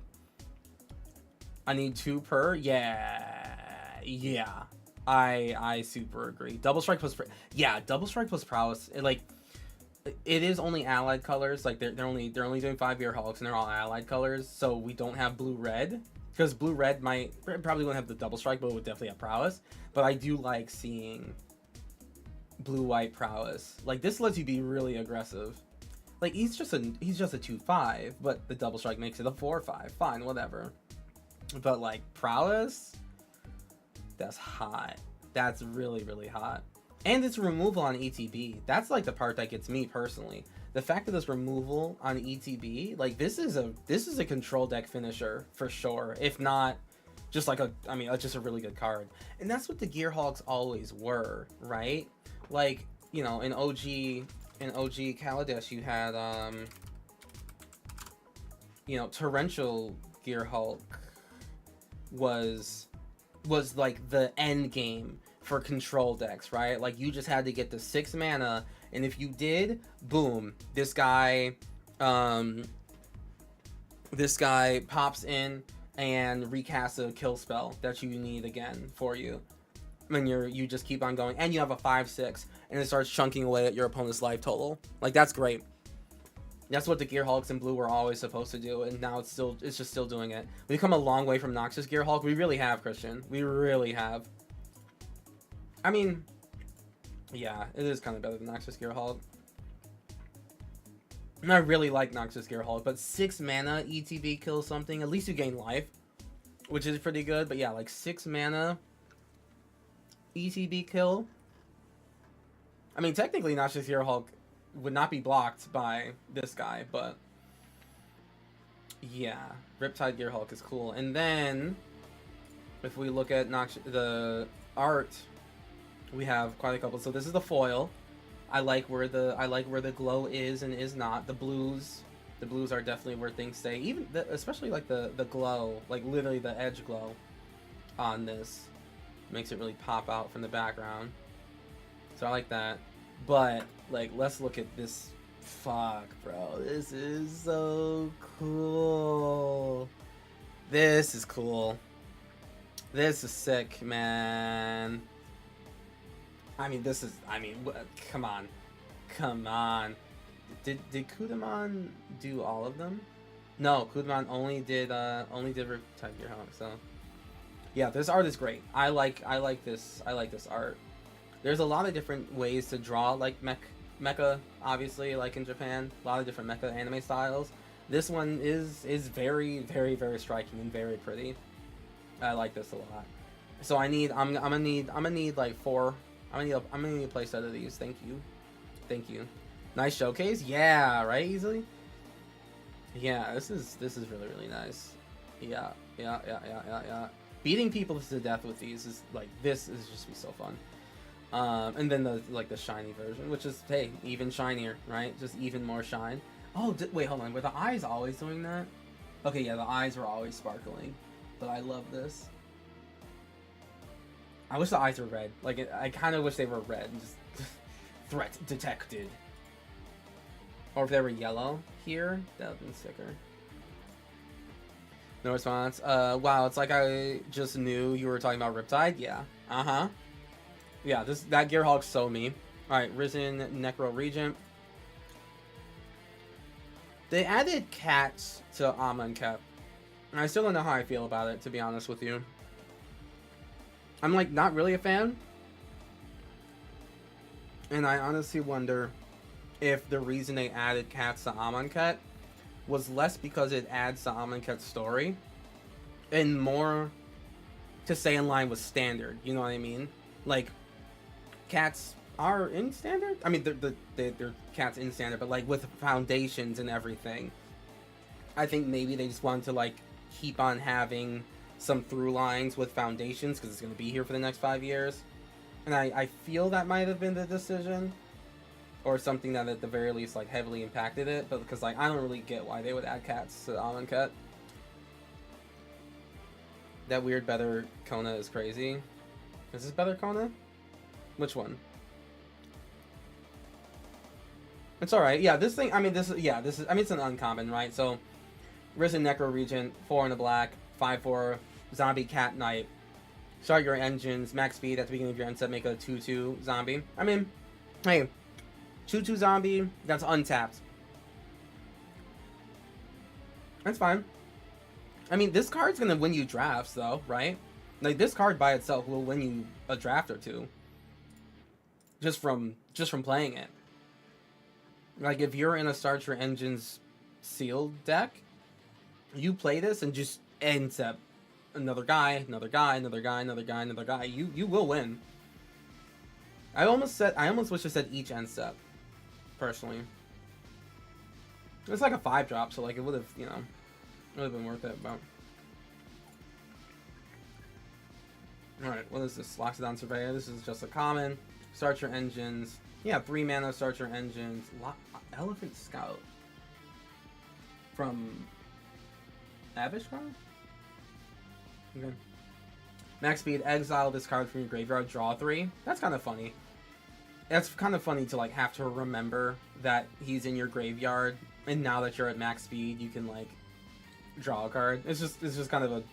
I wish he cost 1. You know what I mean? Like I wish he cost 1, so then he died quickly, but then like, you know, you would like remember it more. I don't know. Show me the Thrill reprint. Wait, which Thrill reprint?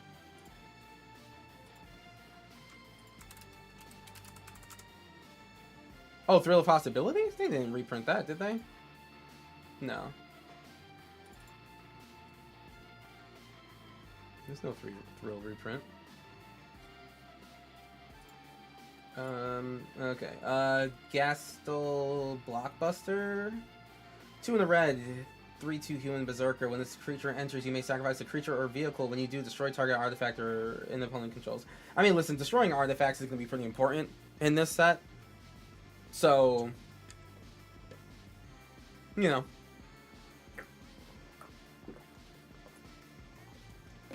Oh, the green girl who taps and puts a creature onto the battlefield. You're probably skipping hella cards. Oh shit.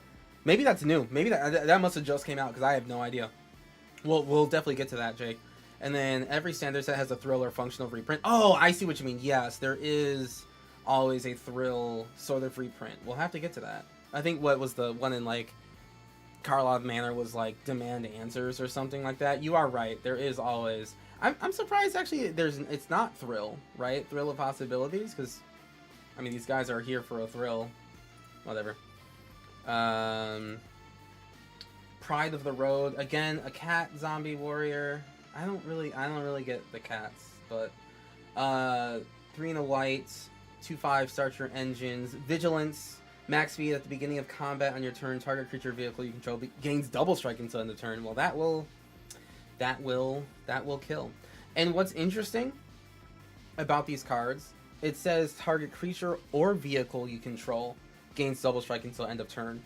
So, like, you can give vehicles double strike before you crew them with cards like these. You know what I mean?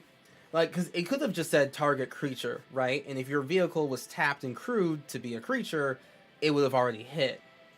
But because this is saying, like, creature or vehicle, they are giving you, like, that time right before attacks are declared to crew the vehicle and, like, to dodge some removal. Which, hey, that's pretty cool.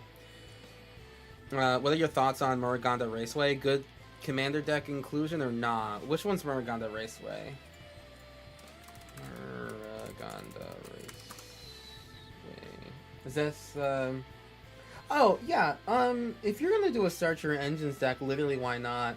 I don't think it's an auto-include, but I mean, like, it's a land that taps for colorless, and then eventually it will tap for 2, which, I mean, is probably better than, Temple of the False Gods.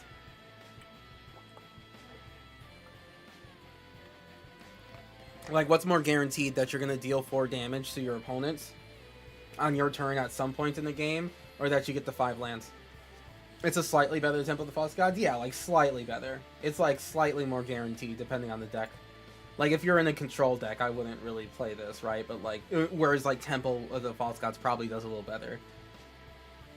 Or in, like, a green deck, you know, Temple will just, like, be on. But in, like, a burn deck? Yeah, like it. Why not? Alright.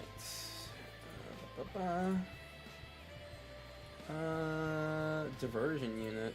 I remember, I think on the tweet of the artist, like the artist that made this, posted on Twitter, is like, hey, I got to finally reveal my art. And then one of the comments was just like, hey, so just like, was this meant to be like a humorous art or like really sad? Because it could go either way. declarative goodbye. Yeah, this is like really sad. Diversion unit, 1 in a blue, 2/1 artifact creature robot, flying. Blue, sacrifice this creature, counter target instant or sorcery spell unless its controller pays 3.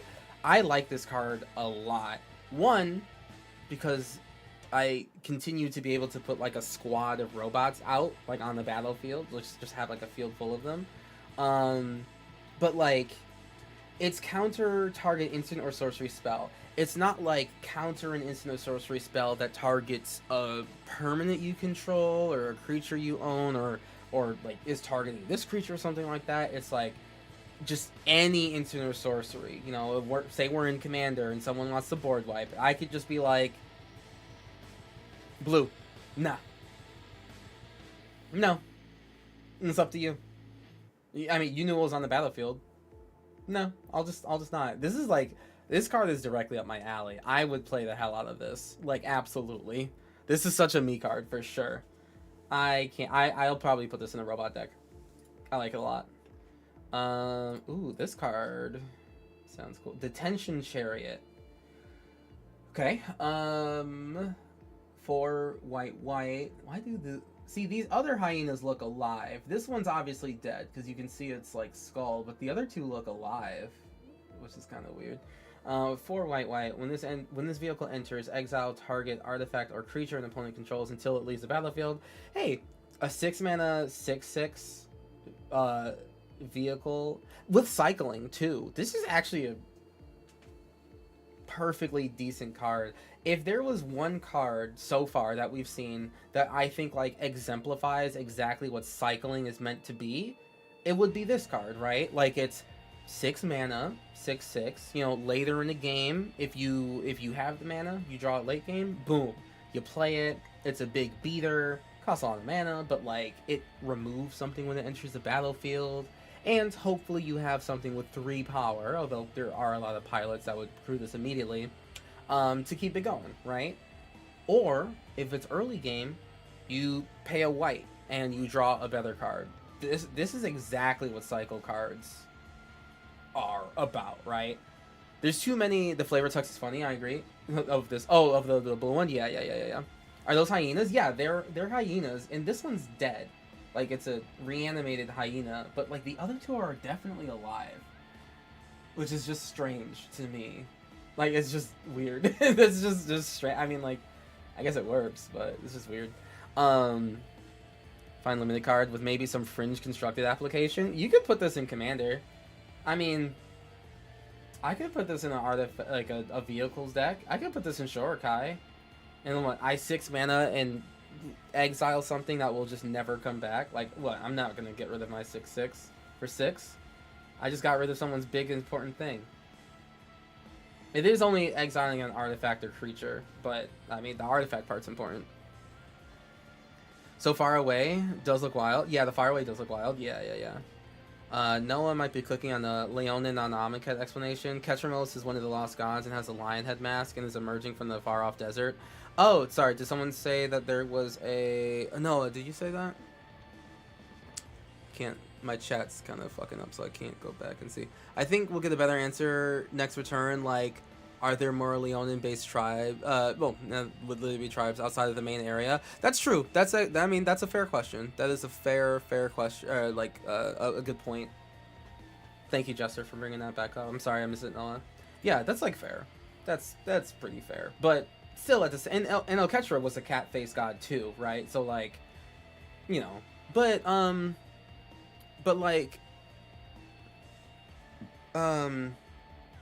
they have cats, right? Like, Amonkhet has cats already. And they have alligators. And they had Bantu, right? They have jackals, and they have Hazaret. So I'm just saying, like, they're just here now. It's whatever. They're here now. I'm not that mad. I wanted to see more of the jackals, the dogs, right? Because like, especially because they've been they're actually like called dogs now, right? Sets AMK AMK? No. AKT. Amonkhet. What is the setting?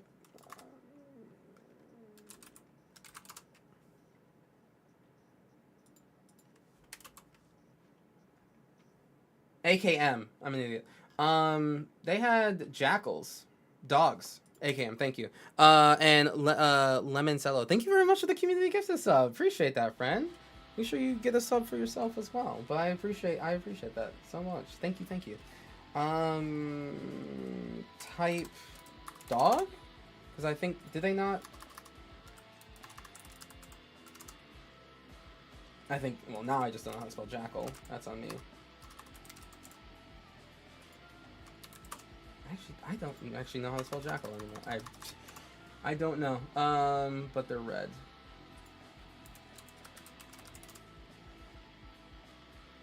Oh, jackal. Okay, yeah, I never have to spell this word ever in my life. Yeah, so they have jackals. So I kind of wish to see more of those. Like jackals and minotaurs, right? Like those are people on Amonkhet that are, they're not unique to Amonkhet, although the jackals are kind of unique to Amonkhet, if we're being honest. So it is a little weird to not see, to have them replaced by cats instead, you know? It's just a little lamer. That's all I'm saying. It's just a little less cool. Because jackals are cool. Like, they're like, look at this. Like, this is cool. This is cool. Whatever. Jackal, yeah.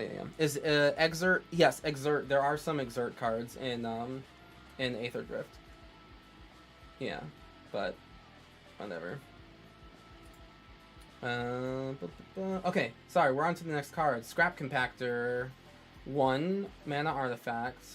Pay 3, tap it, sacrifice the artifact, deals 3 damage to target creature. Not bad. Or 6, destroy this artifact, destroy target creature or vehicle. Yeah, you know.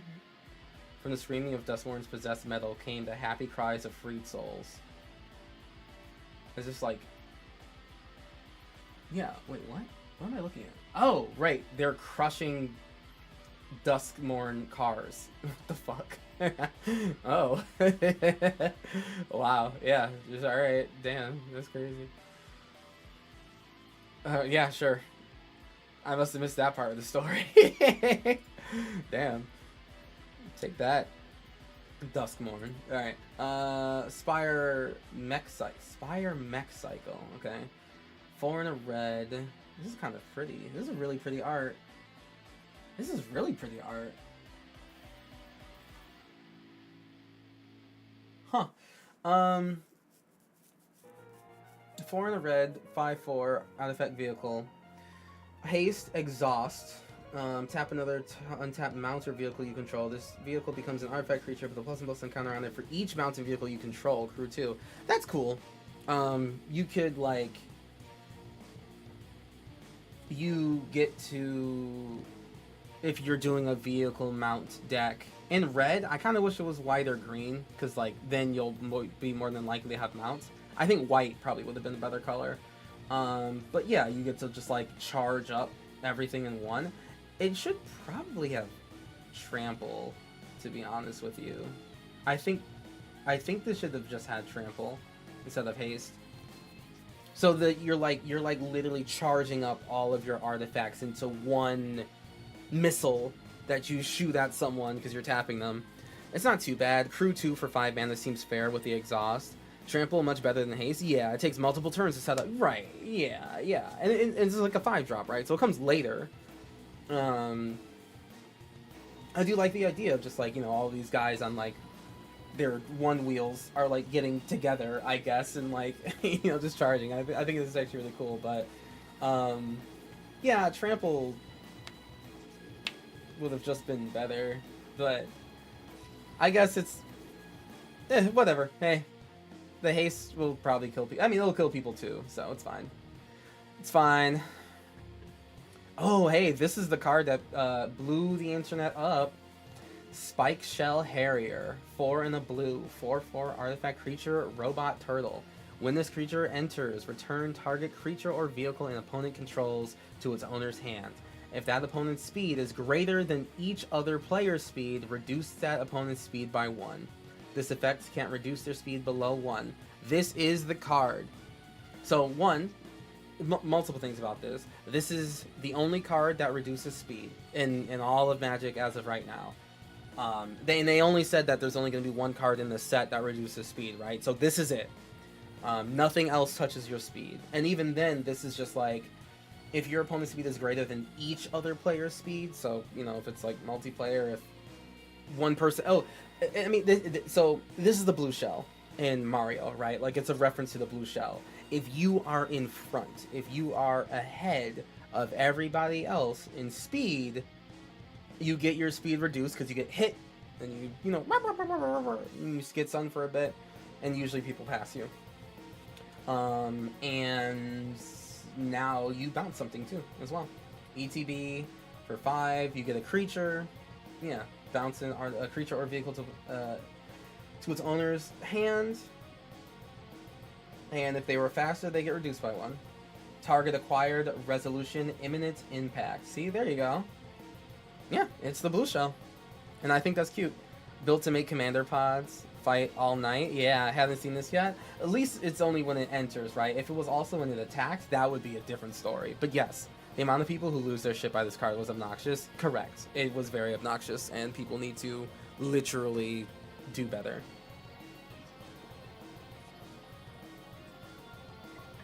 It was really not that big a deal.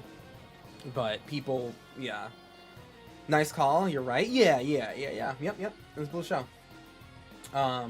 Yeah, no, the reaction on Twitter was unhinged, honestly. Like, really get over it. I do want to see Spike Shell. Okay, there's no alternate arts. You know, Dave, you never know. Maybe they were being a little goofy with it. That's fine. That's fine. All right. Oh, and actually, here's one. Daring Mechanic. Let's just say that this card and the last card we just looked at were shown at the same time. Yeah, Daring Mechanic. 2 and a white, 3/3. Human Artificer. Pay 3 and a white. Put a +++ encounter on target mount or vehicle. Just a few more bolts. Shark on your right, and we should be good to go. It's either Tad Lasso or Mario. Correct. Take your pick. Yep. I'm gonna go for Mario. This is the Mario for me. Although the fact that it could be Ted Lasso, you know, it's funny on both ends. But I like this. I like this a lot. I wish it had like an actual repair mechanic. You know what I mean? Like ++ encounters, like whatever. But like shield counter. I don't know. But either way, like, it's fine. It is what it is. You're not gonna play this outside the draft, sadly. Subway Surfers vibe, yes. Looks sort of fast. Food chain uniform for some. Yeah, that too, right? Because of like it's the yellow and the orange overalls that do it, and like the kind of hat. Like, this hat's not built for speed, right? This hat literally would not stay on his head. That's like, it would not. So yeah, I get you. I don't even know, because it's like it's an open back hat. It's not even like fully on his head. It's like strapped on. It's like objectively not working, but whatever. So it's very NASCAR, like the pit team, but it's the pit team that's hanging on the side of the car, right? It's just like, well, it's a Daring Mechanic. He's like, listen, you got to keep going, but I'm gonna fix this really fast. Shark on your right. Okay, where you should be good now. All right, drop me off right here. The visor stays on it 100 miles per hour. Yeah, like, for real. Which is why I just say it's Mario, you know? I mean, they knew what they were doing, right? They released both of these cards, Spike Shell and Daring Mechanic, at the same time. Like, they knew what they were doing. And I'm not mad. I'm not mad in the slightest. Go for it. Everyone else is mad, though. Those losers. Curious to see if the flavor text is a reference. No. It's just like, no, it really is just a Daring Mechanic. That's all. They didn't do anything extra with it. It's just a Daring Mechanic. Alright, now with that Nintendo property out of the way, Afterburner Expert, 2 and a green, 4/2 Goblin Artificer, a rare. with exhaust, 2 green, put 2+1/+1 counters on this creature. Okay, whenever you activate an exhaust ability, return this card from your graveyard to the battlefield. Now that's cool. I was wondering how they would make this relatively boring exhaust ability interesting, and I like it, right? So like, you know, this guy's a 4/2, pretty killable. And if you exhaust him, you know, do this extra mega powerful thing, he's a 6/4, which is pretty good, but he still might die. But if you activate an exhaust ability from somewhere else, you know, this once in a lifetime, I'm gonna activate my super mega Kamehameha. He just comes from the grave. He just rises from the dirt, and he's just like, I'm sorry. You got some more exhaust? You got any more of that exhaust in you? Curious to see. Recursive Goblin makes me smile. I would honestly, like, you know what would be really funny to see? A deck, like, I think, like, the green-black bug people kind of, like, mill themselves. Like, green-black mill to mill these guys into the graveyard and then activate just some random exhaust ability and bring them back. Like, make it like Phoenix, right? Like Phoenix, with spells. Goblin Vengevine style. Yes, that would be very funny. I would actually, like, legitimately like that a lot. That would be so funny. I would not mind that sort of deck. It would be an honor to lose to that. TBH. Yeah, I like this card. This card's cool. I like the playing with the exhaust ability, because you can activate exhaust again, because it's a new card. It's coming from the graveyard. It's not the same as it was before. Do you have any plans for tonight on West Coast? No, I'm just gonna be talking about we're just gonna be going over AETHER stuff. No game plans today. I don't normally stream on Wednesdays anyway, so this is definitely special. Collision Course, 1 in a white. Art's kind of cool. I mean, they're like dead, but you know, the art's kind of cool. Those crocodiles are huge, and this racing track is way too small. Way too small. Those great gators are driving like idiots. What? 1 in a white, sorcery, choose one. Collision Course deals X damage to target creature, where X is the number of permanents you control that are creatures and or vehicles, or destroy target artifact. That's removal. There's like other cards like this. Thraben Charm, I think. Thraben Charm deals damage equal to the number of creatures you control. Okay, so like two mana is like the general cost for take the creatures you control, however many you have, deal that much damage. There's like a Modo Dual Face card that does it too, but like for 3 mana. It's like Kadira Ambush or whatever. But yeah, like 2 mana seems to be the general cost for take the amount of creatures you have, deal that much damage to something. So this is very much the same, except because you can also get vehicles and either destroy an artifact, they make it a sorcery speed, which is fine. What did Thraben Charm do? That destroyed enchantments, actually. But this is also a modern playable card, so, you know, that's fair. This is the standard edition. Not bad. Okay. Trade the Helm. 4 in a blue. Exchange control of target artifact or creature you control and target artifact or creature an opponent controls. You're literally just trading. That's right. Although, I mean, this shark is just like jumping straight on. And Rook the Wheel out. This art does not fit. Although, I like the crab dude. I'm sorry. Do they know that they have crab dudes that look sick as hell? All I see is sharks when I look at the other people, but like it's literally like a Slaneshi crab demon. That's sick.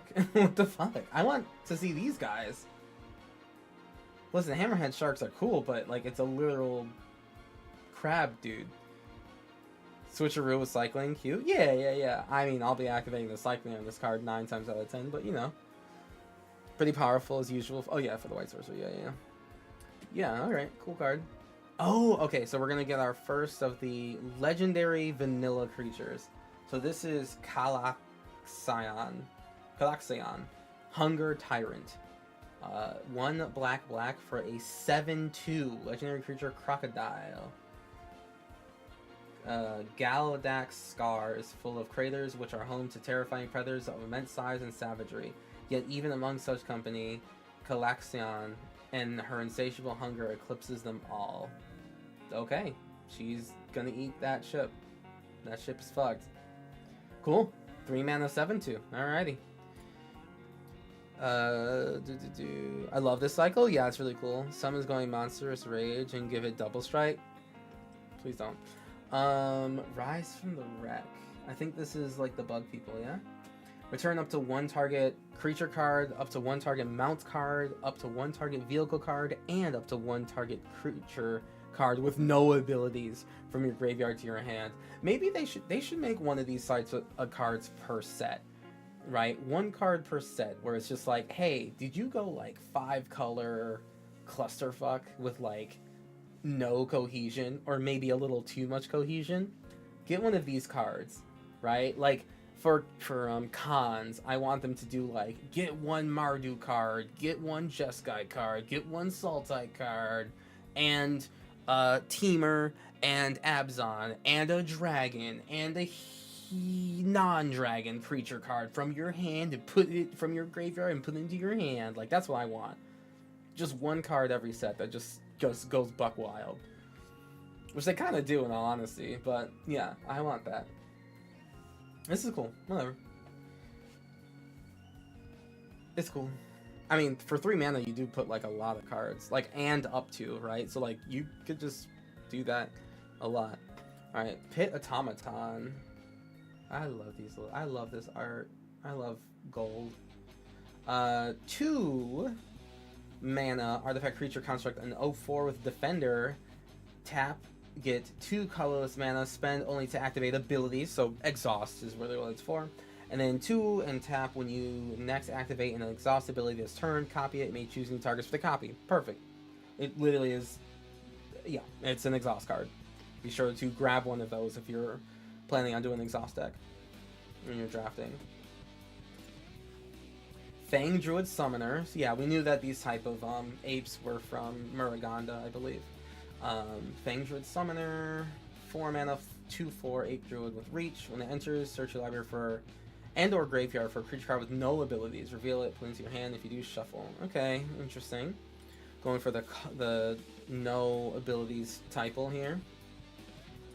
We have 2 here. We have Tarian, World Tyrant, 2 green, Dynavore Ooze.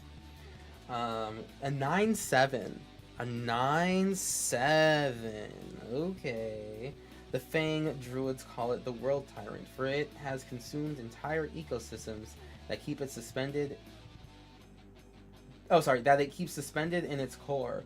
To look upon it is to see the world as it was eons ago. Okay, wait, but how big is it then?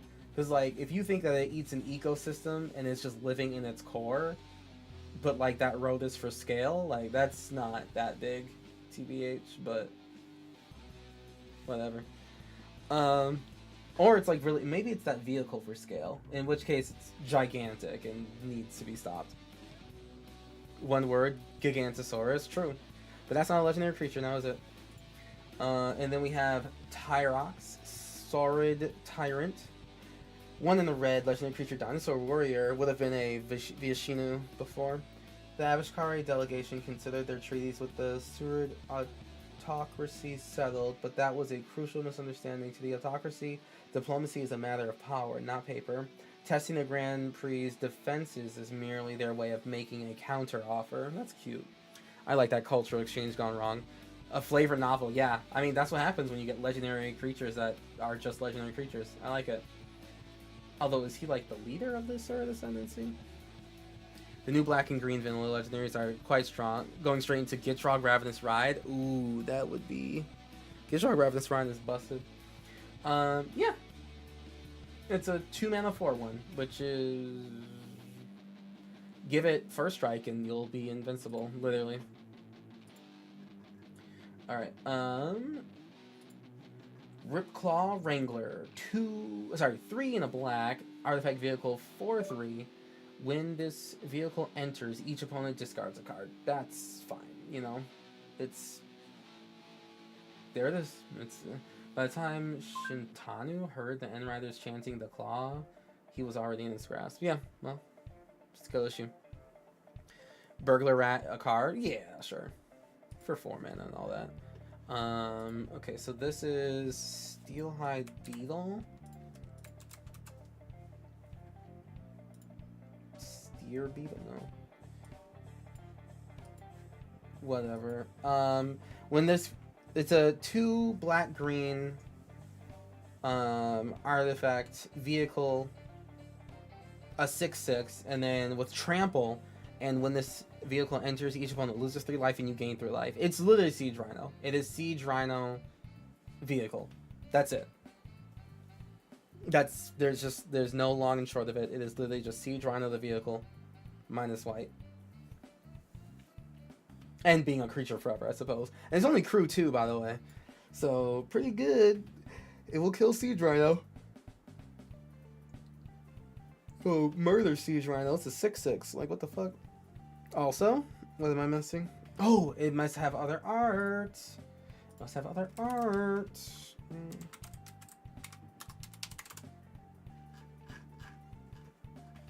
Nailed it. Debris Beetle, that's what it is. Yeah, this art's cool.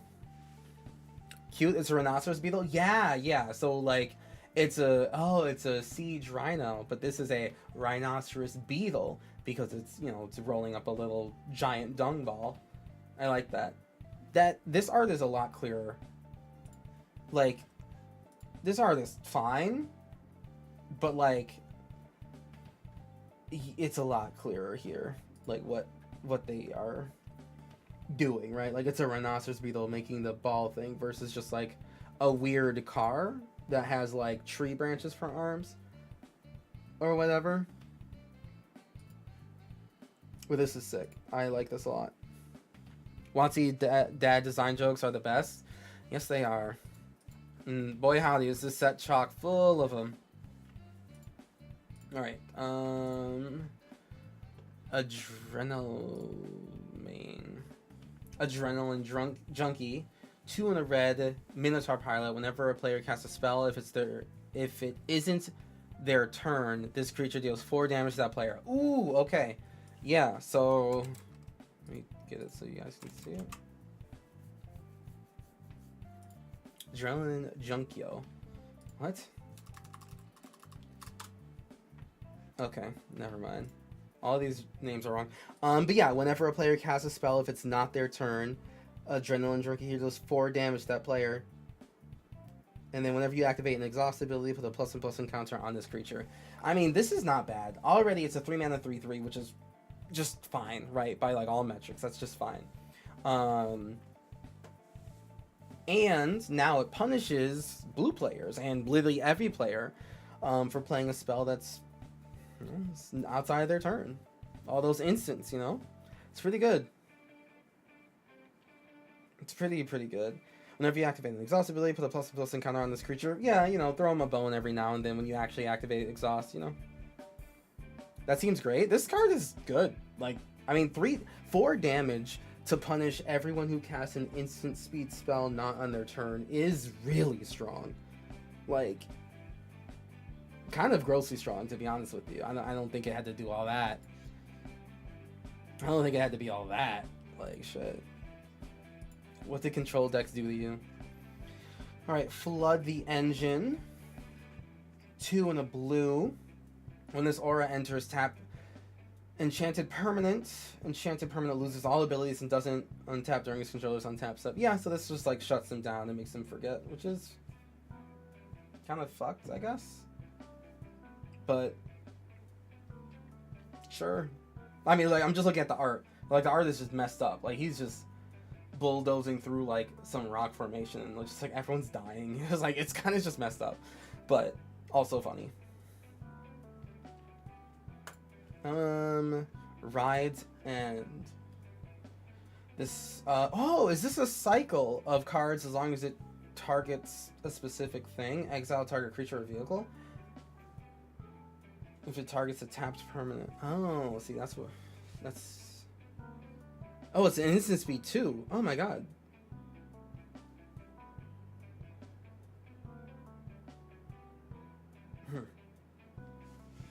Yeah, this is like great. And it's not, the best part is that like it doesn't cost 3 life if it is targeting your creature, and like the moon is at like a 45-degree angle and your horoscope says this today, then it will cost less. Like it usually does, right? There's usually spells where it's like, oh, this blue spell will cost less to counter something, but only if it's red and green. And you know, I mean, these are hate cards, right? Oh no, these aren't hate cards because it's not even referencing a color, so that's just good. I'd love to see them drive this to work, right? The dung beetle. Weirdly standard playable, thanks to, yeah. Oh, that seemed great. It was pretty good. It was pretty good. Green Belt Guardian, 1 in a green. 2/2 Elf Ranger. Ranger, the creature type Ranger. Pay a green, target creature gains trample until end of turn. That's pretty good. This card will help you guarantee start your engines, just saying. And then you can exhaust by paying 3 in a green, put 3+++ encounters on this creature. Mm-hmm. Yeah. No, 2 mana 5/5 does need to be stopped. Yeah, it's time. It's just an Elf Ranger. You know, what else is there to say? I like the exhaust ability, though. Ooh, okay. So here we go. On to a main character that we all know and love, who we last saw on Outlaws of Thunder Junction. We have Gonti Knight Minister. So, Gonti Knight Minister, 2 black, legendary creature, Aetherborn Rogue. Still not a vampire yet. 3/4. Whenever a player casts a spell they don't own, that player creates a treasure token. Okay, calling back to the Sultai roots of sets past, aka earlier last year. Whenever a creature deals combat damage to one of your opponents, its controller looks at the top card of that opponent's library and exiles it face down. They may play that card for as long as it remains exiled. Cool. Mana of any type can be spent to cast a spell this way. So you still have to, like, you know, actually cast it with money. But yeah, whenever you cast a spell that you don't own, make a treasure. The treasure's a little too late, but that's fine. Because, like, they already had to spend the mana on, like, someone else's spell. So treasure is a little late there, but yeah, Gonti's still... Even Mono Black Gonti looked through other people's libraries, so I guess this kind of just keeps that tradition, but makes everyone do it.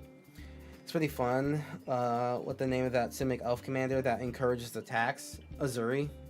Every Simic commander. Every single one of them. But this one's pretty cool.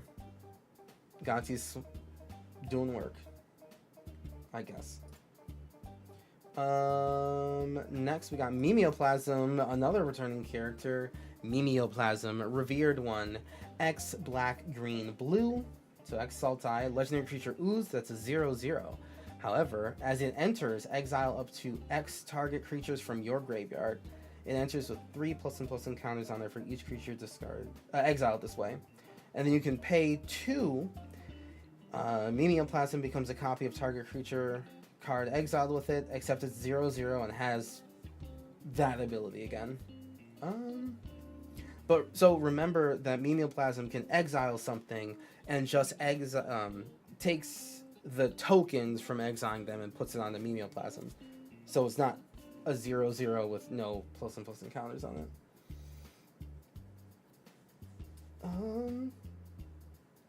Yeah, that's about it. Mimeoplasm's cool. He's always either becoming the copy of one thing or the power toughness of another. This is like always what Mimeoplasm is. Great to see another Mimeoplasm. I wonder if this is better or the same as like the other Mimeoplasm. Like which one will reach more popularity? Probably this one. Unstoppable Plan. What's Jace's unstoppable plan? Oh wait, sorry, hold on really fast. The Mimeoplasm has art. Neoplasm.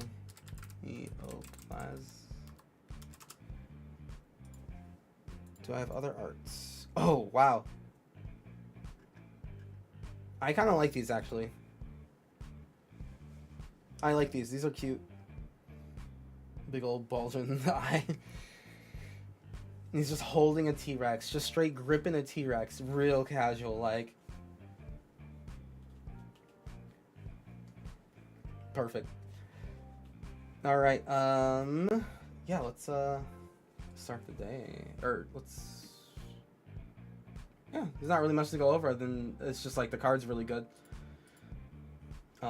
Unstoppable plan. The beginning of your end step. Untap all non-land permanents you control. So you tap for attacking, you tap for paying for abilities or something. And then you just untap all of them. And it's non-land permanent, so your artifacts are safe.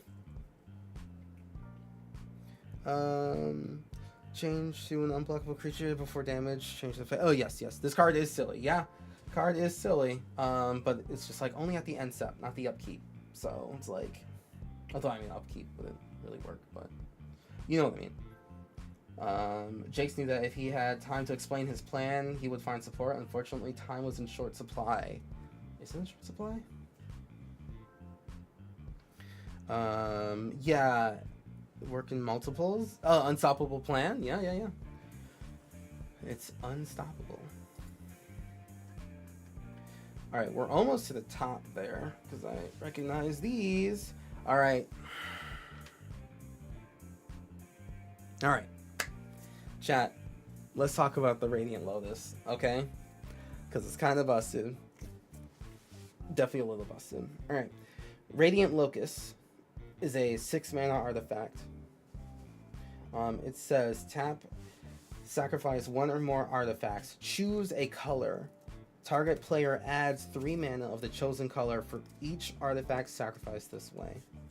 So you have a 6-drop, you can tap immediately or whatever. You tap it, and then you start sacrificing a bunch of artifacts. And hey, the whatever player you targeted, probably yourself, maybe someone else, maybe yours truly, whatever, gets, the colors equal to the amount of artifacts you sacrificed, which is a significant amount. This card made you feral. You're feral over the Radiant Lotus. What's wrong, bro? I was also pretty mad at it yesterday until someone explained a little bit more about it. But yeah, I was a little bit of a just. I mean, this card's just really strong. This card's really, really strong. The fact that you can do it repeatedly, I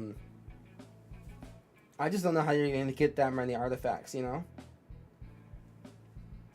without going down in like mana rocks and stuff. Because mana rocks, you can always sacrifice those to the Radiant Lotus, but will they be missed? Yeah. Eventually. Scryfall Artha Joe. I have Artha Joe. Or I know what she does. She makes mercenaries. What's wrong with that for Radiant Locust? Treasures, clues, maps, food, right? Like, I mean, Yagra likes this deck. Or that card. Yagra? What's that cat? Yeah, what's the giant? Read the card again. Scryfall Eartha Joe. Hold on, what? Eartha Joe. Whenever you activate. Oh, right. Eartha Joe. The second line of text on Eartha Joe. Whenever you activate an ability that targets a creature or player, copy that ability. You may choose new targets for the copy. Yeah, that's pretty good. Yes. YGRA. Thank you.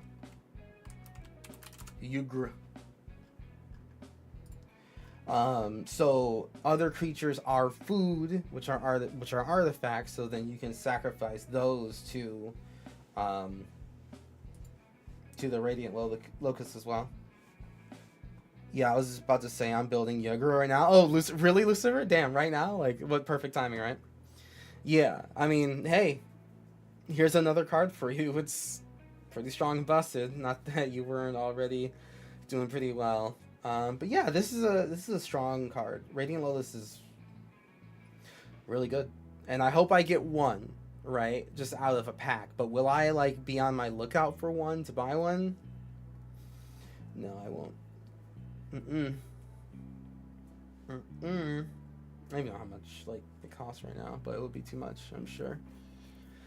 Chat, tell me your thoughts on the Radiant Locust. Do you like it? Are you feeling it? Are you not feeling it? What's up? Not the pre-order price at least. I never buy pre-order singles. Sealed, yeah. You know, get the sets as soon as possible. But I would never. Yeah, there's only so many artifacts I would want to sacrifice to that. I think it's pretty push mythic. Yeah. Oh, I mean, it's definitely a push mythic. It was, you know, it's a Lotus, right? All right, let's go over to Regal Imperiosaur. 1 green, 5/4 dinosaur. Other dinosaurs you control get +1/+1. Well, that's cool. I mean, I can't really do anything about that. That's just cool. Initially frustrated by Morgana's inconsistent biodiversity, Avishkar researchers made a breakthrough after mapping the plane's etheric index. The wide variety of mana of fauna was the result of raw magic, not evolution. I wonder if they do something with that. I like him. I like him a lot. Other dinos get +1/+1. Yeah, 3 mana lord, as all things should have. Selling for 70 at the moment? Yeah. Yager Love in your treasure deck? Yager Love in every single deck. It will probably drop like 20 to 30. Yeah, probably. It might go back up again too.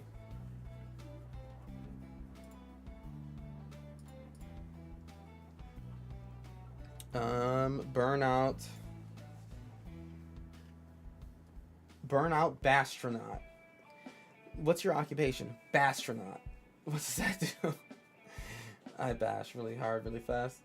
1 mana, Goblin Warrior. Start your engines. This creature gets 1/0 until end of turn.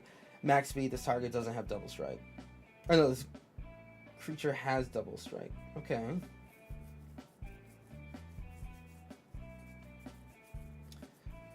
Menace. Increases on each advantage turns when it poses. This creature. I don't know what to make of this. 1 mana, 1/1 that you can buff to be 2 power. And it might one day have double strike. I don't know. I wouldn't worry too much about this one, personally. I don't think it's like bad because it's still a rare, but alright, so they did a secret special guest, which I'm gonna go over that Friday. The special guest arts for sure. But for now, we're just sticking to the main set, and I see Sky Serpent Seeker here. A big serpentine body with a snake and cool wings. Especially during release weekend. Like this goblin, yeah. What's your thoughts on the new Start Your Engines mechanic? I think Start Your Engines is cool, personally. I'm okay with mechanics that kind of like require you and just you to have a reminder card just so you can remember where your legends are. That's all. Let's see. I mean, it's not like it took over the whole. Let me read the card really fast. Hold on. Sky Serpent Seeker, green and a blue, 1/1. Snake. Not a bird snake, just a snake. Okay. Just a bird snake. Flying, Death Touch, Exhaust, pay 4, reveal cards from the top of your library until you reveal 2 land cards. Oh. Put those land cards in the battlefield, tapped in the rest. Oh, wait. Wait, this is really good.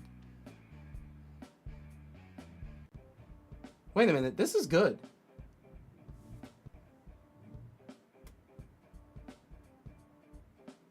Wait. This is really good. For 2? Like, I know the exhaust is 4. Like, you know, you gotta have, like, 4 mana, basically, in order to do this, but... I mean, 1, it's a 2 mana, 1/1 flying Death Toucher, right? So, like, an eternal blocker forever. But pay 4, and you just go into reveal any 2 lands, right? Not 2 basics, but any 2 land cards. Put them into the battlefield, tapped. Put a plus, and then just, I guess, make it a 2/2. Like, you know, whatever, right? Like, wow, cool. But... I mean, that's going to put some special lands into play. Like, you know, lands that were going to come to play tapped anyway. Like, you know, just put both of them in. I think we might see more of this card. I think this card is good enough to make it out of draft. You know what I mean? Maybe some constructed somewhere. I mean, exhaust especially. You know, if there's going to be an exhaust-centric deck, I think Sky Serpent's going to be a part of it. But yeah, just and the question about just like the max speed and start your engine stuff, I think it's cool. I like having things that I need to keep track of to make me better over time, and I am less happy when I have to worry about someone else's things. So I'm happy it's just me. Also, sorry, that was falling there. Hello.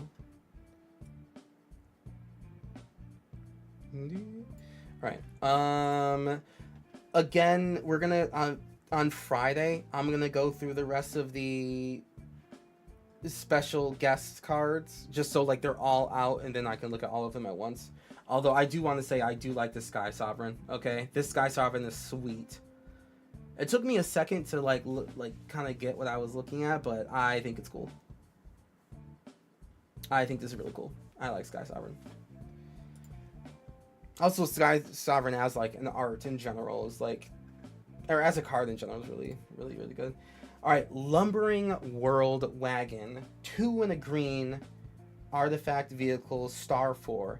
This vehicle's power is equal to the number of lands you control. Whenever this vehicle enters or attacks, you may search your library for a basic land card and put it into the battlefield, then shuffle. Put it into the battlefield, tap, then shuffle. And it's a crew 4, so it's just kind of good all around. Like, there's no Atlanta Relics in the set, but 3 mana is pretty early to come down. You know, it'll probably only be like a 1 or 2 4. But it gets bigger and bigger over time. Thank goodness it doesn't have trample, because it probably would have been a little too obnoxious with trample. But it does keep on going until it kills whatever you're blocking it with. Whenever this vehicle enters or attacks, search your library for a basic land card. Yeah. Cool, so you get one as soon as it comes out at the very least. You go the 3 mana to 4 mana just from playing this, which is not bad at all. Yeah, I think I think Lumbering World Dragon's very playable. Let's go over this really fast. Dracosaur Auxiliary, 4 red, Dinosaur Dragon Mount, 4/4, Flying Haste. Whenever this creature attacks while saddled, deals 2 damage to any target. What? Who's riding on it? Like, who are these people? Is this Muruganda? These are Muruganda dragons? I mean, that's kind of cool. I mean, that's what I want to know. Who are they? Who's that guy? But yeah, 6 mana, 4/4 Flying Haste. That'll like end the game for you, and then 2 damage to any target will eliminate creatures for you. You'll be fine. You'll be fine.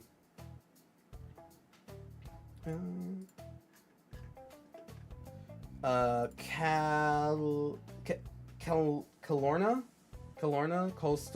Coral Tyrant.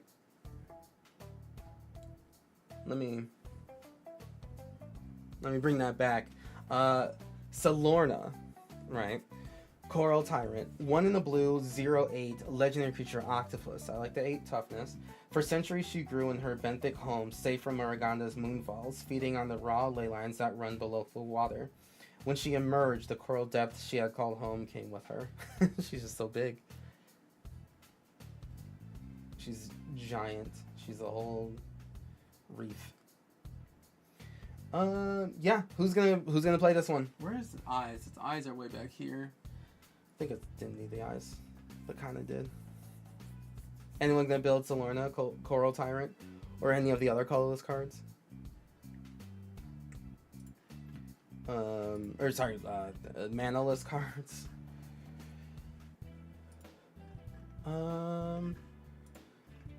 Last one, Packed Doll Terror. Not last one. Packed Doll Terror. 3 and a black.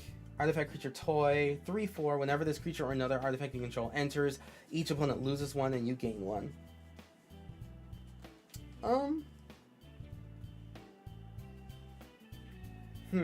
Whenever this creature or another artifact you control enters. It's only when it enters. Okay. That's... Oh, wow. Wait. Any artifact entering? That's really good. Yeah, because it's not just like whenever a creature enters, it's like, oh, whenever this creature or another artifact you control enters, Pain and Drain, or, yeah.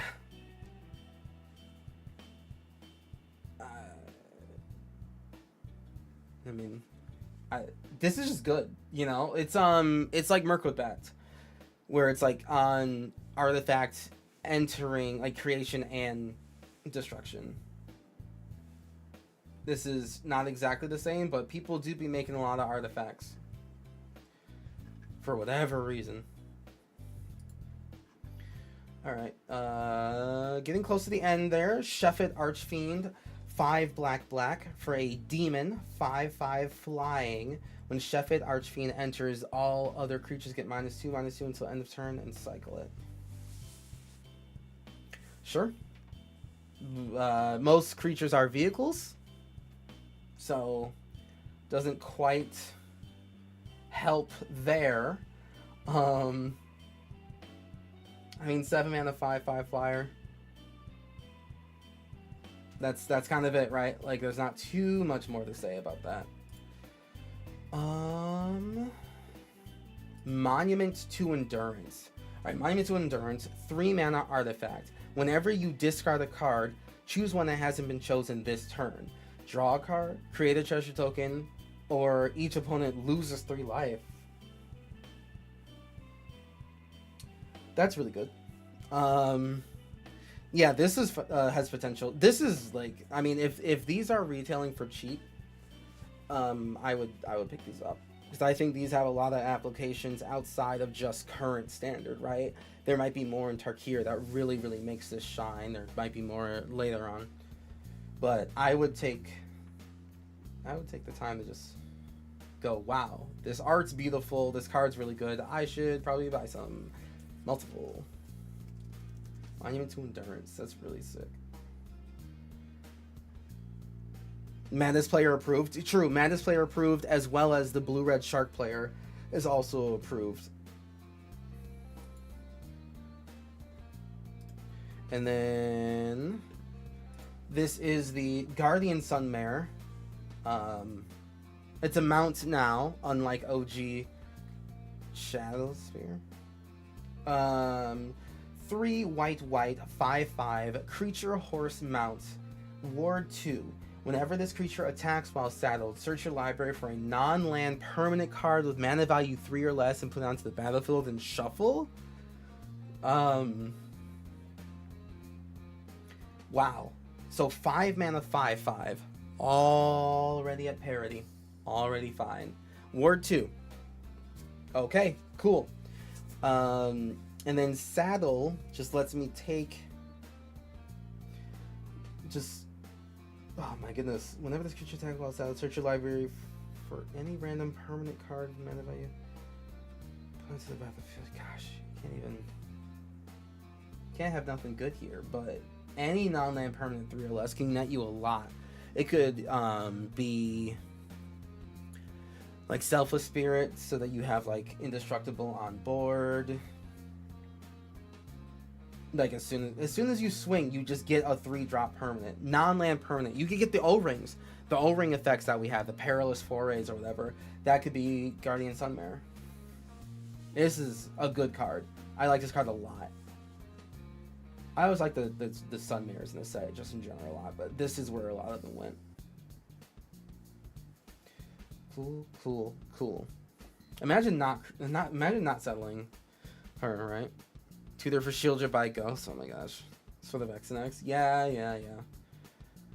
Alright. Golden Guy Summer. Alright. January 28th, so that's yesterday. Maximum Overdrive for the +1/+1 encounter on target creature. It gains Death Touch and indestructible until end of turn. Sure. Wax Form Thief. 3 blue. Shapeshifter. Flash, you may have it enter as a copy of a creature. A creature or artifact you control. You may have this enter as a copy of a target artifact. Yeah, you can make it come into play as a vehicle if you have it crewed.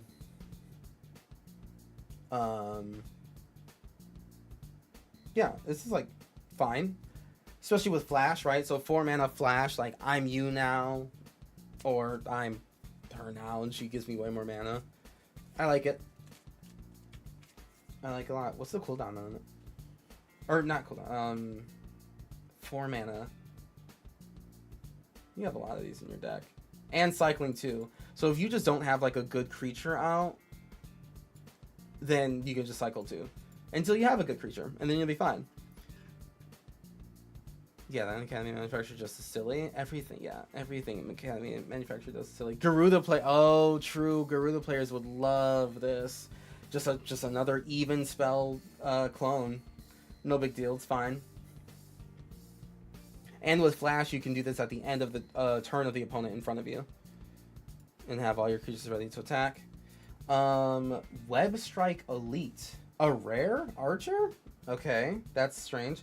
Web Strike Elite, green, creature, insect, archer, a 3/3 with reach and cycling, X green, which is discard the card, draw a card. When you cycle this card, destroy up to 1 target artifact or enchantment with mana value X when you cycle it. Okay. That's... I mean, there's so many artifacts and enchantments to get rid of for mana value X.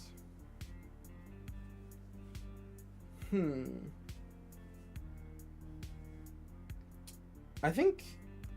Is this worth just playing? Or is it better to cycle?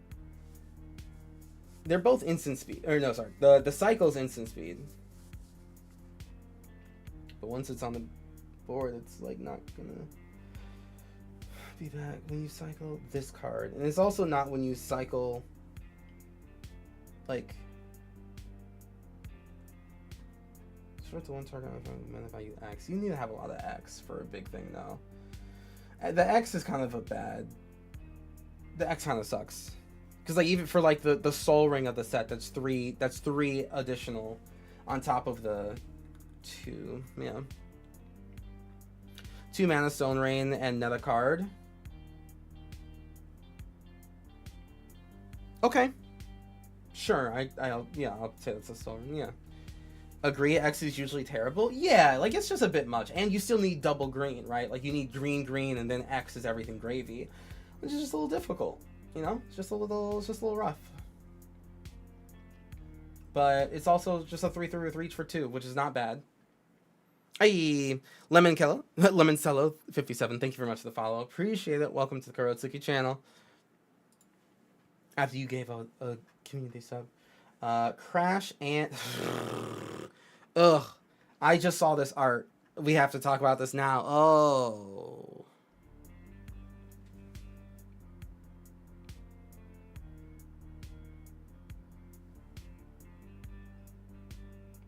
Wow. Okay. And you subscribed to Prime? Oh my goodness. That brought me back. Thank you very much for the Prime sub, Lemon. I appreciate it. This card right here, this card review, this wretched doll, and it goes out to you. What the hell is this, bro? The art is... I think this art is literally the only thing to give me, like, genuine pause. Like, what is this? Okay. Is that, hold on, is this a art thing? Lots of folks on Dustmorn are more scared of dying than what comes after. Oh, how wrong they are. Is there like a thing behind them? I don't know. Let me read the card. Wretched Doll, 1 in the black, 3/1 artifact creature toy. Pay a black, tap it, and surveil one. That's what it does. It's not even like a toy pilot. It's just sure. Flavor text good. Yes, that's fine. Yeah, no, I mean that's fair. That's fair. Brad's Doll in Doom Universe. Yeah, that sounds about right. That sounds about heckin' right.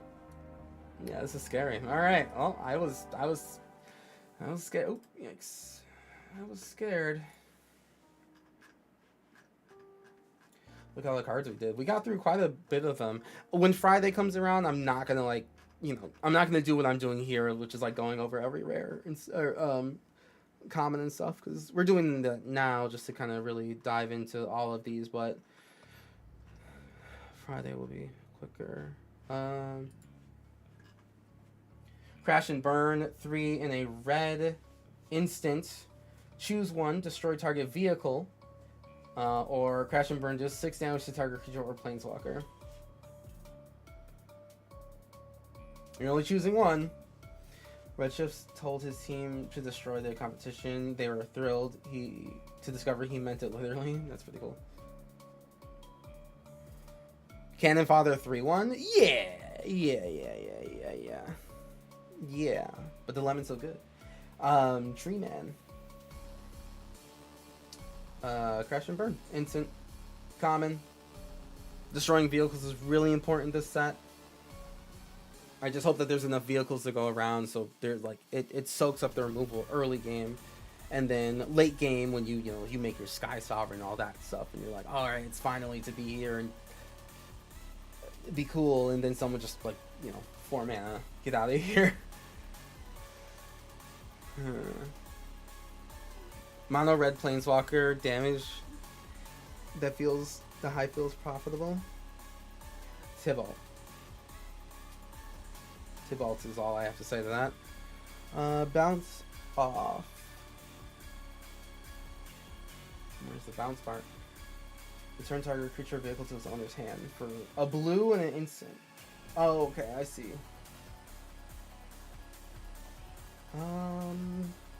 For 1 mana, bounce a creature. Isn't there like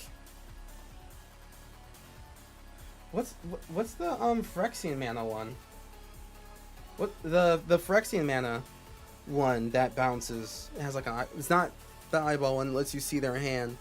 Vapor Snag? No.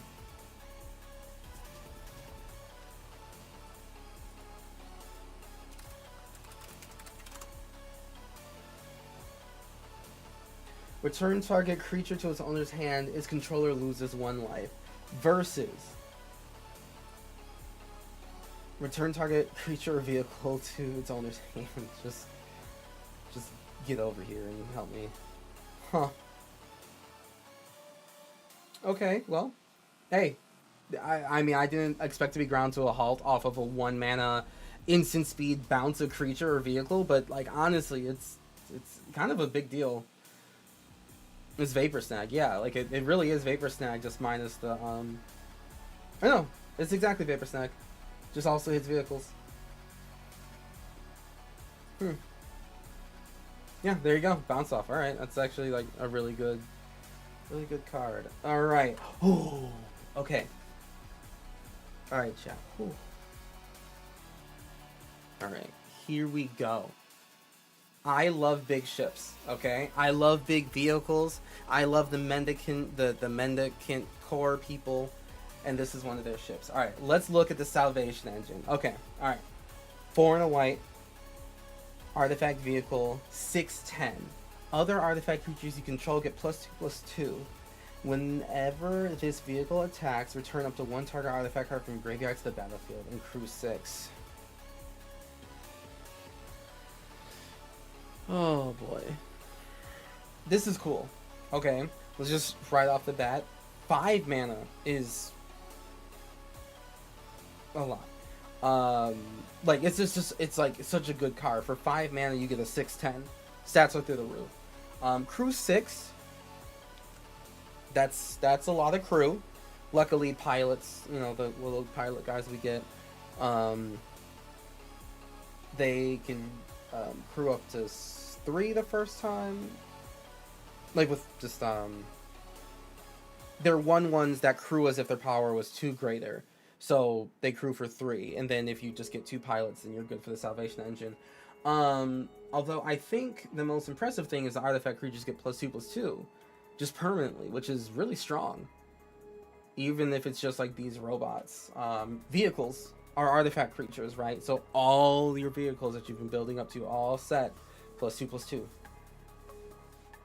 Whenever this vehicle attacks, return up to 1 target artifact from your graveyard to the battlefield. That's wild.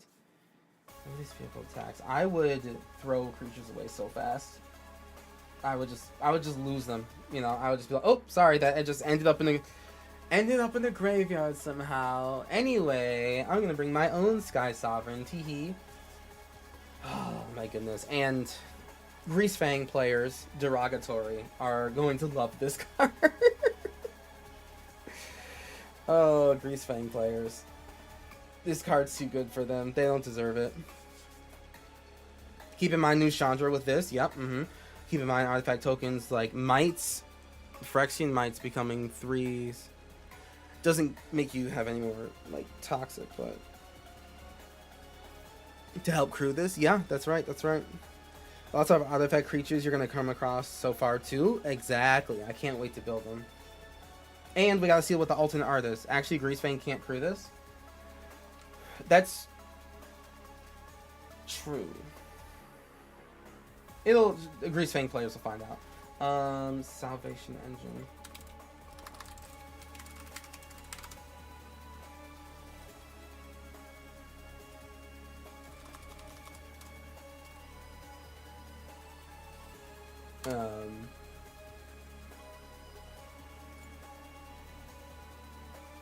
It's called Salvation Engine, right?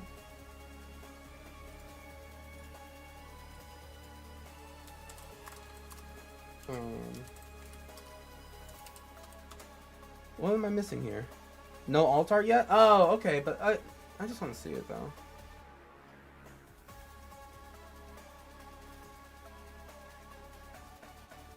Huh. Well, it needs to have alt art. That would be tomorrow, but it's a mythic now.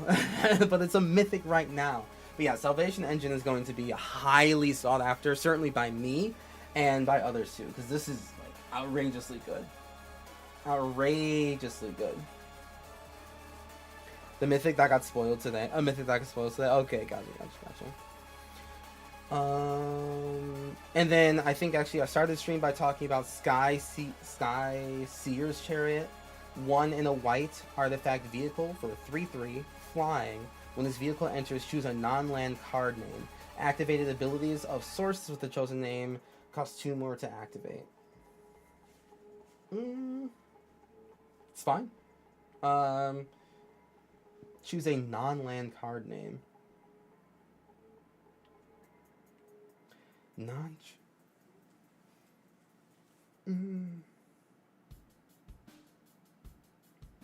So is it, yeah, you gotta like name what you want, right? And it's only if they have activated abilities. So if they don't, then it's like literally whatever, right?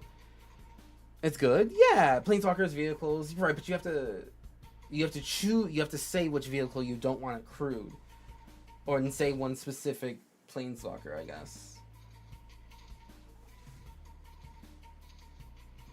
I mean, either way, it's gonna tax you, and the alternate art looks dope. There it is. This alternate art looks amazing, by the way. I love the birds of some kinds, just like ready to go. Get carried away. Yeah, that's a good point. Yeah, that's really good. There's a dawn of the new aura, and we should see it rise like it sets in the sun. Yep. Cool. Alright, and then Stampeding Scurryfoot. Stampeding Scurryfoot green 1/1 mouse. Okay, there's still mice here on Avashkar, Kaladesh, wherever. There's still whites technically. But you were exhausted because you put a +1/+1 counter on this creature. Okay, 3/3 elephant. Oh my goodness. This is like fine as a common 4 mana counter on this. Make a 3/3. I mean, you get like what, 1 additional power out of it for 4, and you're only activating this once. It's all right. It's a cute design. And it's a mouse, right? A green mouse, not a rather white one, so it's not doing like the best, but it's okay. Alright, oh, Fuel the Flames. I feel that's old. Next, Fuel the Flames. 2 in a red instant, 2 damage to each creature, or cycle it and draw a card. And I think drawing a card is the right call.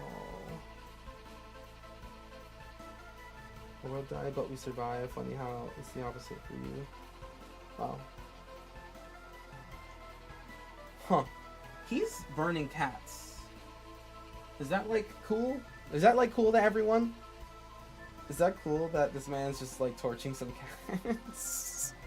Like I'm pretty sure they're already dead, but like,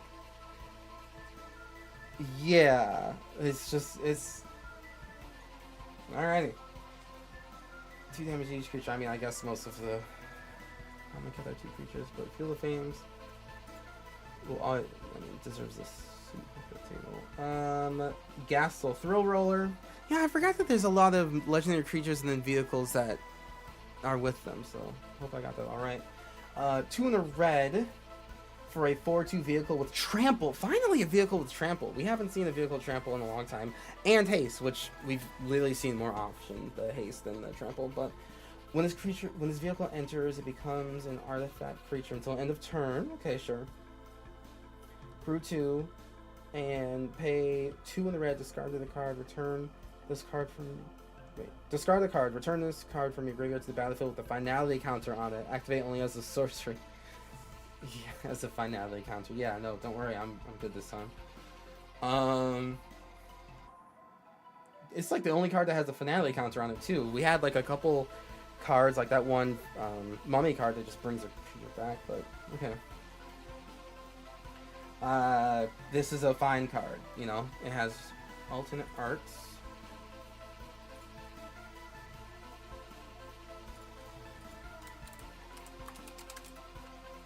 Oop.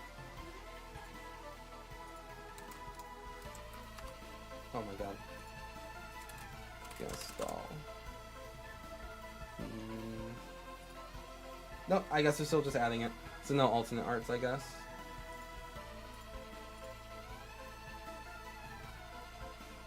No, not yet. Okay. Fine. Rover Blades. 3 mana. Oh, wait. Wait, equipment vehicle? Hold up. Wait. Hold on. Equipment vehicle. Wait. Okay. 3 mana, 2/2. Double strike. And equipped creature has double strike. You can pay 4 to equip. So, one thing to note, chat, and this I tell this to literally every time I see something like it, and it's because like my favorite commander plays around with this. Do note that creatures cannot attach to other creatures, right? So, this thing is a equipment vehicle, right? If you were to equip it onto Captain America, whatever, and then you tapped Captain America to crew the Hoverblades, the Hoverblades would fall off of Captain America because it's a creature now, cannot attach to other creatures. That's just a rule in Magic. It doesn't say it like here on the card or anything.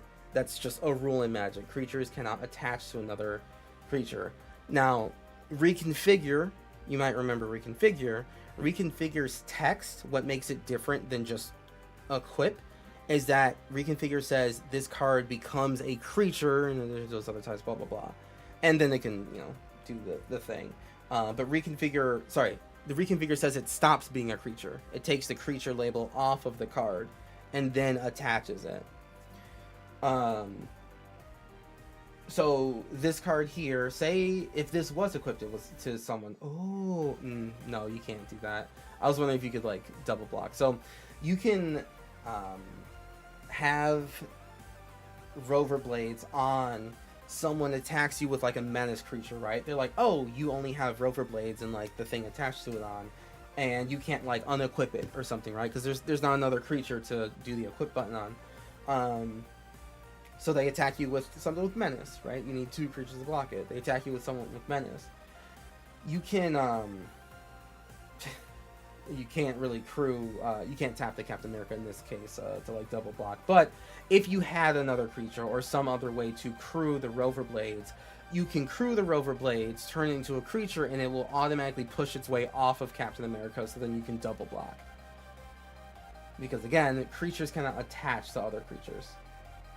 Plus the alt-art is cool. Oh, we'll look at that in a second. But yeah, so that's just something to notice about this equipment vehicle. That's actually really cool. Also, why are they vehicles though?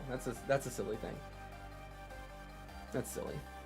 Rover Blades.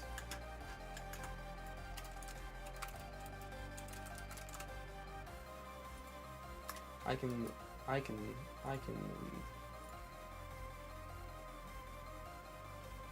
Is it one word? Okay. Okay.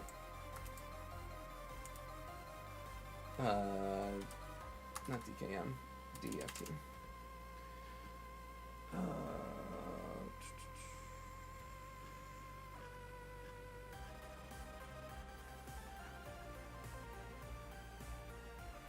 They don't have an Altenauer yet. Must not have been Scroffa yet? Yeah, I guess not. But yeah, hey, Rover Blades is cool. Just be very, very careful when you are choosing to turn the Rover Blades into a creature.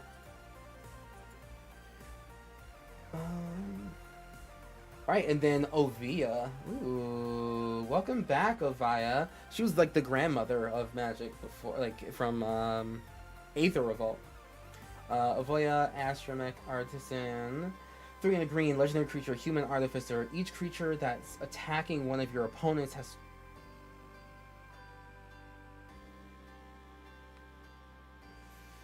My eyes must be deceiving me. Hold on. There's no way. And there's more text after that? Hold on, I just need to get the green out of my eyes. Okay. Okay. A 4-mana, 1/2 legendary creature artifact, human. Each creature that's attacking one of your opponents has trample. Cool. And then, pay a green and tap. You may put a creature or vehicle card from your hand onto the battlefield. If you put an artifact onto the battlefield, this way put 2 ++ encounters on it. Okay. You may put a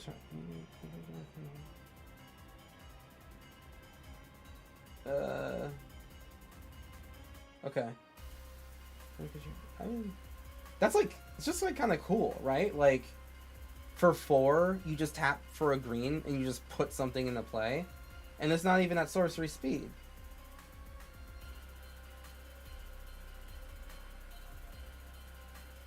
What? Elvish Piper in the command zone? Yeah. Okay. And now they have trample. Give them all the death touches and you're good to go.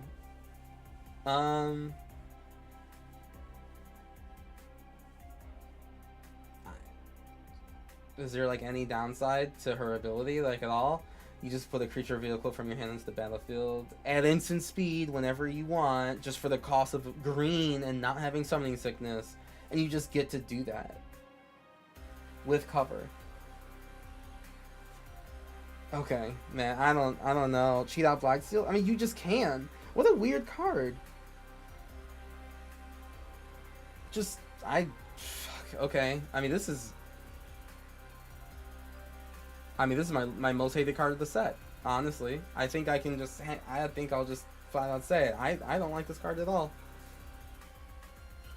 That's wild. Okay, well, it's there. It's real. It's a real card. At instant speed, it's great. Yeah. Cool. Yeah. Okay. Well, on from that. Bloodheart Engine. Where is that from? Is that from the red green people? Does their heart look like that? The only horror greater than piloting a speedboat while vehicles becoming one yourself. I thought that's what they wanted to do. Whatever. Black green artifact at the beginning of your upkeep, surveil one.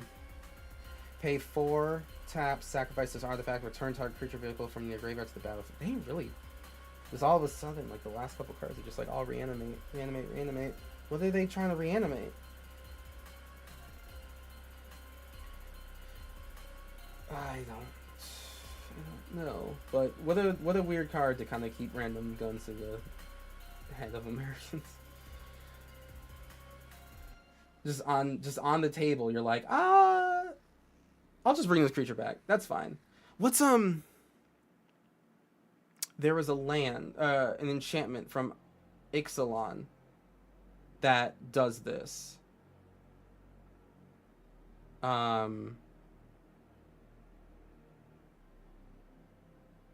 Forgot it. It's an enchantment aura that when it dies it turns into a land. You can pay 4 to bring a creature back from the battlefield. It's basically this, but this is an artifact that lets you surveil at upkeep. That's really cool. Yeah, it's just one of the mobile dual face land or cards, but all right. And then Point the Way. I think this is the last card. Point the Way. For a green, you get an enchantment that says start your engines. And then pay 3 and a green, sacrifice this enchantment, search your library for up to X basic land cards, where X is your speed. Yo, that's hot. Yo, that's actually input them onto the battlefield tab. This is actually kind of hot. I think this is my favorite implication of speed. I think the implementation of speed, I should say. I think this is really cool, actually, based on the speed you have. Just like get some more lands. I like this a lot, actually. This is my favorite one. I think this is my favorite enchantment that we've covered this entire time. Especially with landfall. That's Loot's business. That's Loot's problem, not mine. Yeah, this is cool. I actually really like Point the Way. That is okay. Yeah, that's it. So then, I mean, I guess it's like going through these.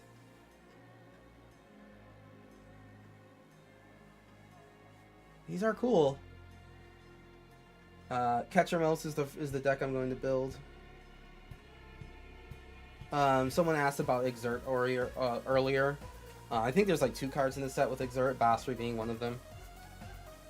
You can pay a white to exert Basri and make a 1/1 cat with lifelink. You know, there you go. Lucifer, could you start your engines? Going to 1, deal damage? Yes, correct, Lucifer. That is exactly how start your engines work. So when you play a card that has start your engines, you automatically just, as soon as it lands, you are starting to count your engines. You automatically go to 1, and then you can deal damage immediately to go to 2, and then next turn to 3, and then next turn to 4. So it could just be like a 3-turn process if everything goes super well. But yeah. There's no way to do it faster either. I do like this Gonti art though. This Gonti art's sweet. This Gonti art is beautiful. Whew. Yeah, this is sweet. This is really, really cool. And then I forgot what the green-black faction does, because like a lot of their vehicles don't really do it. Enters make a 1/1 insect for each artifact and creature in your graveyard, which is like nothing. Hey, Team Big Brain, thank you very much for the raid.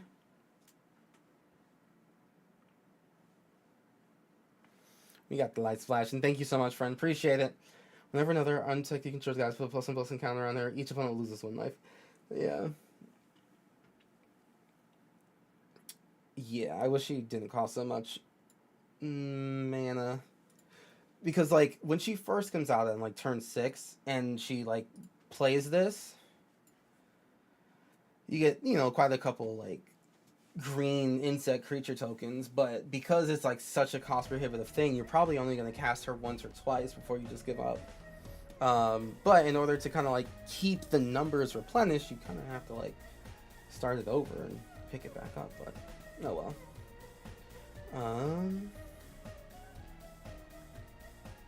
Just want to see what alternate art she has. Oh, that is the alternate art. This is the Radiance one. Yeah, it's okay. Yeah, it's fine. Okay, Far Fortune Jaws. Where were the full arts that we missed? Did we miss any today? Might be okay in Delirium Winter deck. Which card were we just talking about? Not Etch Stick, right? Not Etch Stick. Oh, yeah, no, that, actually, yeah, that would work.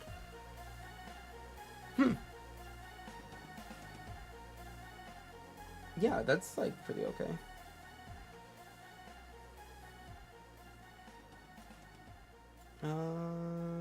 Trying to see spectacular pile up. We definitely did not see this art at all. All creatures and vehicles lose indestructible until end of turn, then destroy all vehicles. Yeah, is there like something pulling you into destruction? Huh. This is really pretty art. And this is like the super holographic-y version too, so again, like the blues and the orange are going to be untouched. All these pretty arts. I do like the Skyseeker Chariot, the Voyage Glider. I really hope that there's a lot more robot stuff. Because I think that we're going to meet the Mendicants in the Marvel space set, like just the big space set. I keep thinking it's going to be that. So that means the more of these guys, the easier new deck buyout, new card buyout will tell me what to build.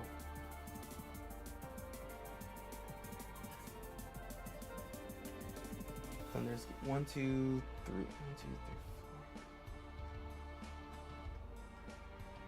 3, 4.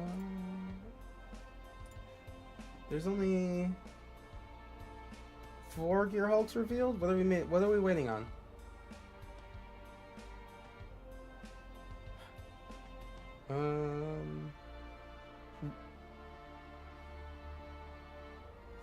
Blue white, green red. Oh, blue black red. We're missing black red because they're allies. Oh god, black red is gonna be so rude. I think that might be the best one yet, the black red one, whenever we get it. Yeah, that might be like really, really strong. But yeah. Possession Engine. There's a lot of good cards here. Just like a lot of good cards in this set. I think we got to all the ones that have like a secondary account thing, so.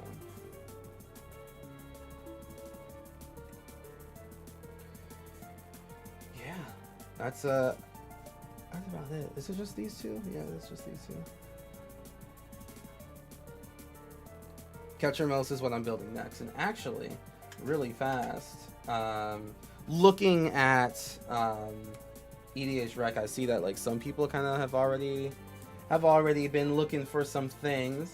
I just want to like see like what do people do for Catcher Mouse? Ghost Vacuum, that makes sense because it's what, exile one of the cards from the enter graveyard. Ghost Vacuum is great. Exercise, okay. Sheltered by Ghosts is great. Vagalvoth is great. Ephemerate. Lame. Philia. It can never be Philia's fault.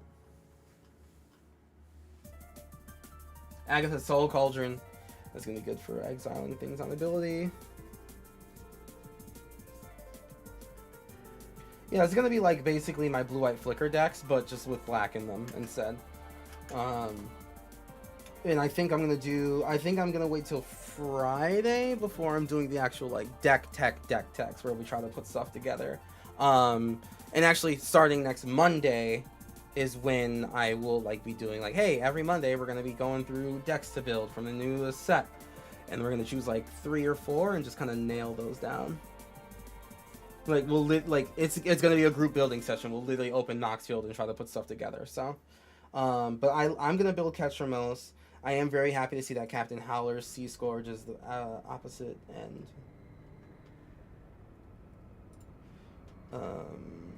Loot is scary. Mendicant Core I'm also going to build. It's just going to be a bunch of artifact stuff that's going to just smack you in the face. Cannot wait. Yeah, this is artifact deck.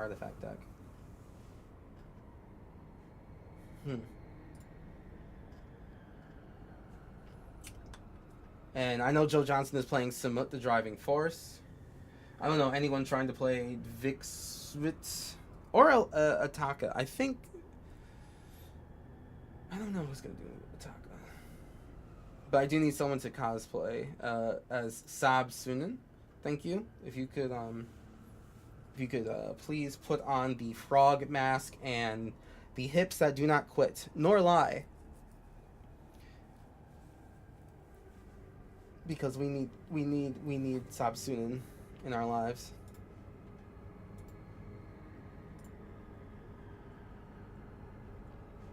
Yeah, she's so cool. Super freaking cool. Yeah. Good point, Jester. What's it Jester saying? No, oh no, sorry, that was older. Yeah. What are the commanders that you're most looking forward to? I know a lot of people are looking forward to Captain Howler. Probably some are expecting Loot. I mean, Loot just like, what's the top of... Oh, Marvin goes sicko mode. Yeah, it's just like Display Circuit and Deadeye. Yeah. But what are the commander decks that you want to build? Anyone interested in Kaladin? Or Caradora? Redshift? Redshift is cool. It's just a goblin. He's just a little guy.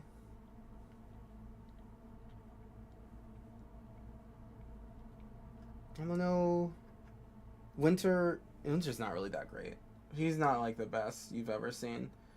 Like, just Artifact Ward is pretty mid. Mu Yanling, Mono Blue Vehicles is better served by Kazima. Zar Glorious Past, he won the AETHER Grand Prix, so I'm a little interested in that, but other than that, not really. Non-token.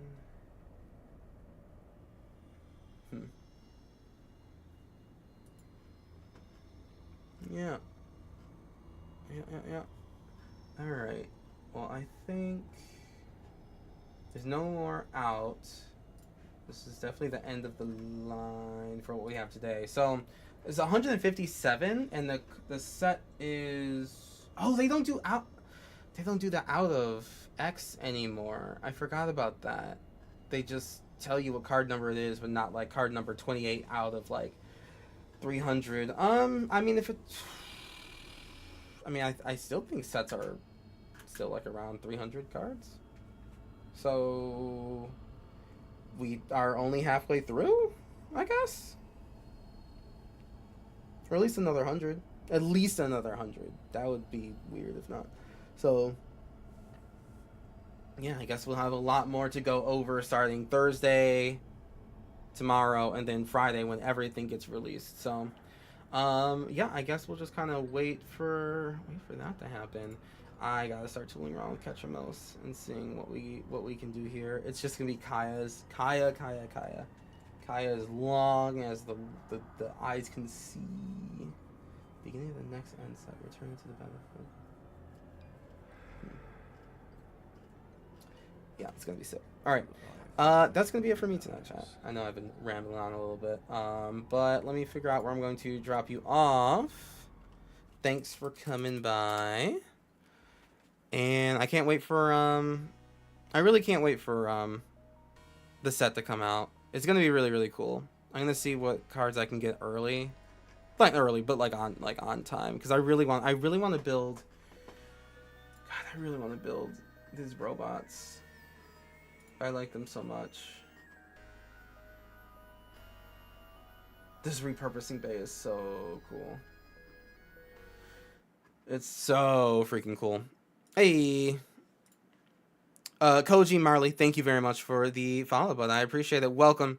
And yes, chat, if you liked what you saw, if you want to see more in the future, then be sure to drop a like and a follow, because we have a lot. We have a lot to go over, especially when the set comes out proper. Remember, on Mondays we'll be doing actual deck building live. Like just straight up, hey, let's start with Sab Sunan and try to build a deck, what we'll go for, and just straight up constructing these live over on Moxfield. So let's see, where am I gonna drop you off at?